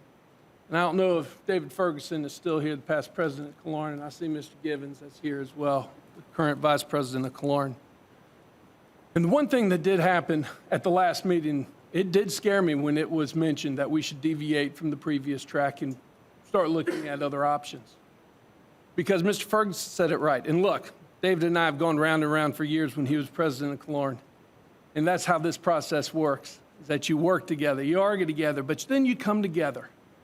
And we had agreements with Killearn, agreements with the other neighborhoods as well. We've been working on this for years. We shook on it, we voted on it, and we moved forward. I'm upholding my end of the deal. I'm standing with Killearn, I'm standing with the neighborhoods, I'm standing with those agreements to make sure that we can move this community forward. I will be respectfully voting against the substitute motion and fully supporting option one, the original motion that's on the table. Thank you, Madam Chair. Thank you. I think we've gone around and everyone's had an opportunity to speak. We have a substitute motion on the table to delay for 1 year. That substitute motion was made by Commissioner Matlow, seconded by Commissioner Porter. We're going to do a roll call vote on the motion on the table. Commissioner Cummings. This is the substitute motion. No. Commissioner Dozier. Commissioner Jackson. Nay. Commissioner Maddox. Commissioner Minor. Nay. Commissioner Proctor. Yes. Commissioner Welsh. No. Mayor Daley. No. Commissioner Matlow. Aye. Commissioner Porter. Aye. Commissioner Richardson. Oop. Commissioner Williams-Cox. No. So we go back to the original motion that was made by Commissioner Maddox and seconded by the mayor, and that is to adopt option one. We're going to go to a roll call vote on this one. Madam Chair? I'm sorry. I'm sorry. Commissioner Dozier. Rich, Oh, okay. Commissioner Richardson had his hand up first. Okay. All right. Let me do this. Commissioner Dozier, I said that you could come back and Thank you. make your amendment, and then Commissioner Richardson. Okay. Thank you, ma'am. Just to restate it briefly, if this motion is approved, we will be taking land from the conservation easement that we have discussed at length at our last couple meetings. I would like an amendment to the motion for an agenda item to explore offsetting that taking with conservation land, purchasing conservation land in the District 5 area, which is along Roberts Road. We could explore funding sources, state and Blueprint dollars or others. So Commissioner Maddox, that would be my request for an amendment to bring back an agenda item to explore that option. I withdraw my second. I don't want it to be district-specific on the county level. I think we should keep our options open. Mr. Mayor, District 5 within the master plan of Walani, there's a District 5 within that master plan. It's not, it's in District 4, all of it. Question. Madam Chair, legally, I need to make sure the board understands. Under Section 704.06, which is the statute dealing with conservation easements, Right. Blueprint is not able to do what Commissioner Dozier is suggesting we do. 704.06 in its subparagraph 3 states that conservation easements may be acquired by any governmental body or agency or by a charitable corporation or trust whose purposes include protecting natural, scenic, or open space values, et cetera, assuring its availability for agricultural, forest, recreational, or open space use. That is not consistent with Blueprint's interlocal agreement or the mission of Blueprint. And besides, Blueprint is scheduled to only exist until 2039 unless the voters extend the surtax. So we're not able to do what Commissioner Dozier is even suggesting that we. Yes. Okay, time out. Madam Chair. Madam Attorney, are you finished? Yes. Okay, Unless you have. okay. Madam Chair. Thank you. Just a moment. Based off Vice Chair. Based off the information I just received, I will not accept the amendment. Okay, Commissioner Dozier. Thank you. Madam Attorney, I was not asking for Blueprint to execute this necessarily, and thank you for the clarification. You just meant, I think I would need to learn more about Blueprint funds, whether or not they could be contributed to land that is for a park or in conservation. If my terminology needs to be adjusted to say preserving natural space and the habitat in which we've discussed in the comp plan, I will do that. There is potential state funding for conservation area. This board and the Blueprint purpose from the beginning in the late 90s was to focus on both the gray and the green. Concrete infrastructure, roads, other types, and environmental protection in parks and open space. We've used funding for the St. Mark's Headwaters Greenway. We have used the funding to preserve open space for recreation. So if I were to suggest an agenda item to look at purchasing some of that space within the District 5 of the Walani Master Plan, even if it's not a conservation, that information could come in the agenda item. But I am looking to offset the taking of a conservation easement with land that is within the Walani space, and that would be a substantial amendment. Commissioner I understand that. Commissioner Dozier, if I may break in here, the maker of the motion has already cited that he would not accept it. So why don't we deal with the fact that you would like an agenda item to come back separate and apart from this motion? Well, Madam Chair, I understand that Commissioner Maddox, based on what he just heard from our attorney, would not accept the amendment. What I'm trying to do is, if I use the terminology, if the attorney's, Attorney Dawson's perspective. It's too complicated. You can take it after. But I think the motion as is pretty simple and straight to the point. We want to make a motion after we finish with this. Okay. Thank you. Roll call vote, please. Madam Chair, Oh, I'm sorry. don't forget me down here. I'm sorry. I've been quiet all meeting. Yes, you have. And- Thank you, Madam Chair. Yes. And I'm going to be very brief ahead. because I am going to catch hell when I get to my wife's surprise birthday party tonight. Okay. Okay. So I've got to be brief. But there are just a couple of issues that I needed to address. I first of all want to thank everyone who has come out tonight and sat through hours of discussion now, and certainly the staff. You all have done a brilliant presentation, and we appreciate that. Very thorough. And so I just want to thank everybody for that.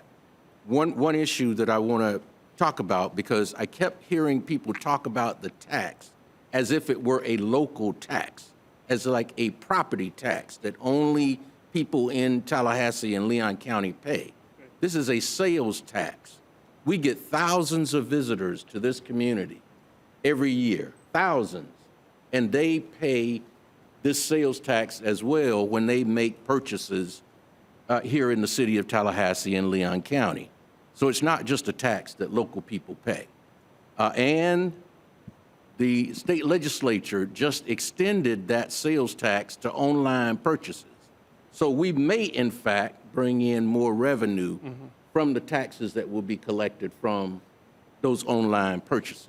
And we know that's where a lot of people now are making their purchases. So I wanted to correct that and make sure that people understood this is not a property tax, but a sales tax that anyone making purchases in Leon County will pay that penny sales tax or extra penny sales tax. The other thing that I wanted to mention, because I've heard a lot of people talk about the south side of Tallahassee. And what I want to tell you is I have lived on the south side of Tallahassee for 40 years of my adult life. My wife and I built our home on the south side of town. We chose to do it. We've raised our children on the south side of town. What prompted me to run for the city commission is because I saw that our side of town was being neglected. And I felt that more could be done and should be done, and that's why I'm sitting here right now. And I can tell you since that time, much has happened in terms of improvements and attention paid to the south side of Tallahassee. I'm not going to go through everything that's been done or will be done, but I can tell you in the next 10 years, hundreds, not $1 million or 10 million, but hundreds of millions of dollars will be spent on improvements to the south side of Tallahassee. It will not impact that Southern Action Plan. We are in the process now of determining what my neighbors indicate they say they want on the south side of Tallahassee. Just the basic things that everybody else in the city of Tallahassee want. I was disappointed. I was on the original Blueprint Committee with Kathy Archibald and several others when this community was at a loggerheads as to how we would grow, where we would grow. Our basic infrastructure was not keeping pace with the growth. And so we came together, neighborhoods, environmental representatives, the business community, and we determined what was needed in order to accommodate that growth. And we came up with projects, holistic infrastructure projects that would address the infrastructure that was needed at the time to accommodate growth 20 years out, not 5 years, not 10, 20 years out. We looked at how we would accommodate that growth in terms of the infrastructure needs of this community. And that's where we are now. Every single project was completed as we promised the community and completed within budget. And so that's why in 2014, this community trusted us to go forward, and under the leadership of Steve Evans and the Sales Tax Committee, which was a representative committee of this community, we spent 2 years, 2.5 years with Blueprint, with the Sales Tax Committee and Imagine Tallahassee, because now we had some economic development monies to work with, hashing out what those projects would look like. And under Steve's leadership, I served under him as vice chair. We knew that we had not done what we should have done for the south side of Tallahassee during that first Blueprint plan, Blueprint 2000 and beyond. And so we made a commitment as a committee to make sure that those projects that were needed in the south side of Tallahassee were put in the plan and that they would be funded.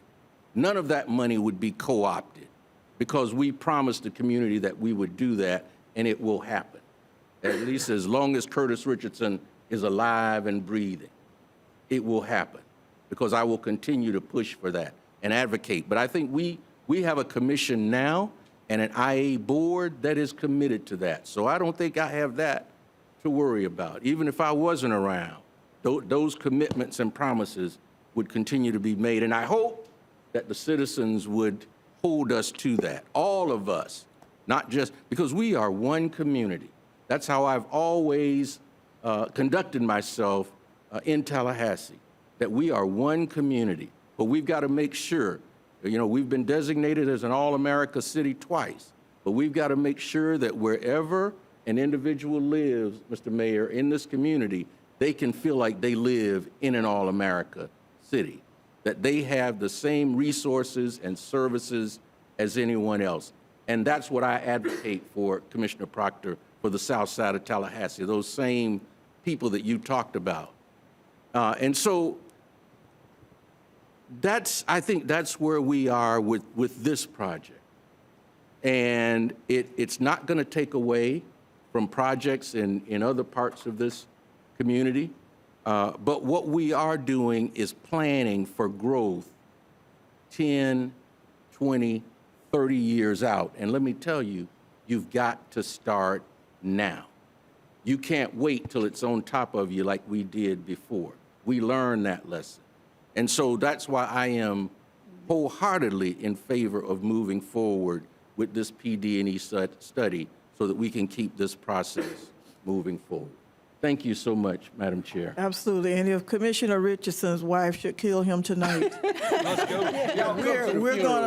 pick up the mantle and keep it going. We'll keep it going. Commissioner Cummings, Commissioner Proctor, you trying to give the benediction? Amen. Oh, okay. Thank Commissioner you, Cummings Thank and you, then Madam Chair. Commissioner Proctor. Just very briefly, and I had planned to mention that, and it slipped my mind, but when Ms. Mann mentioned that New Hope Community Cemetery, I know staff responded, but I don't have a clear understanding of apparently you all are aware of it, or we're aware of it. What is the status? I wasn't clear. We are most certainly aware of it.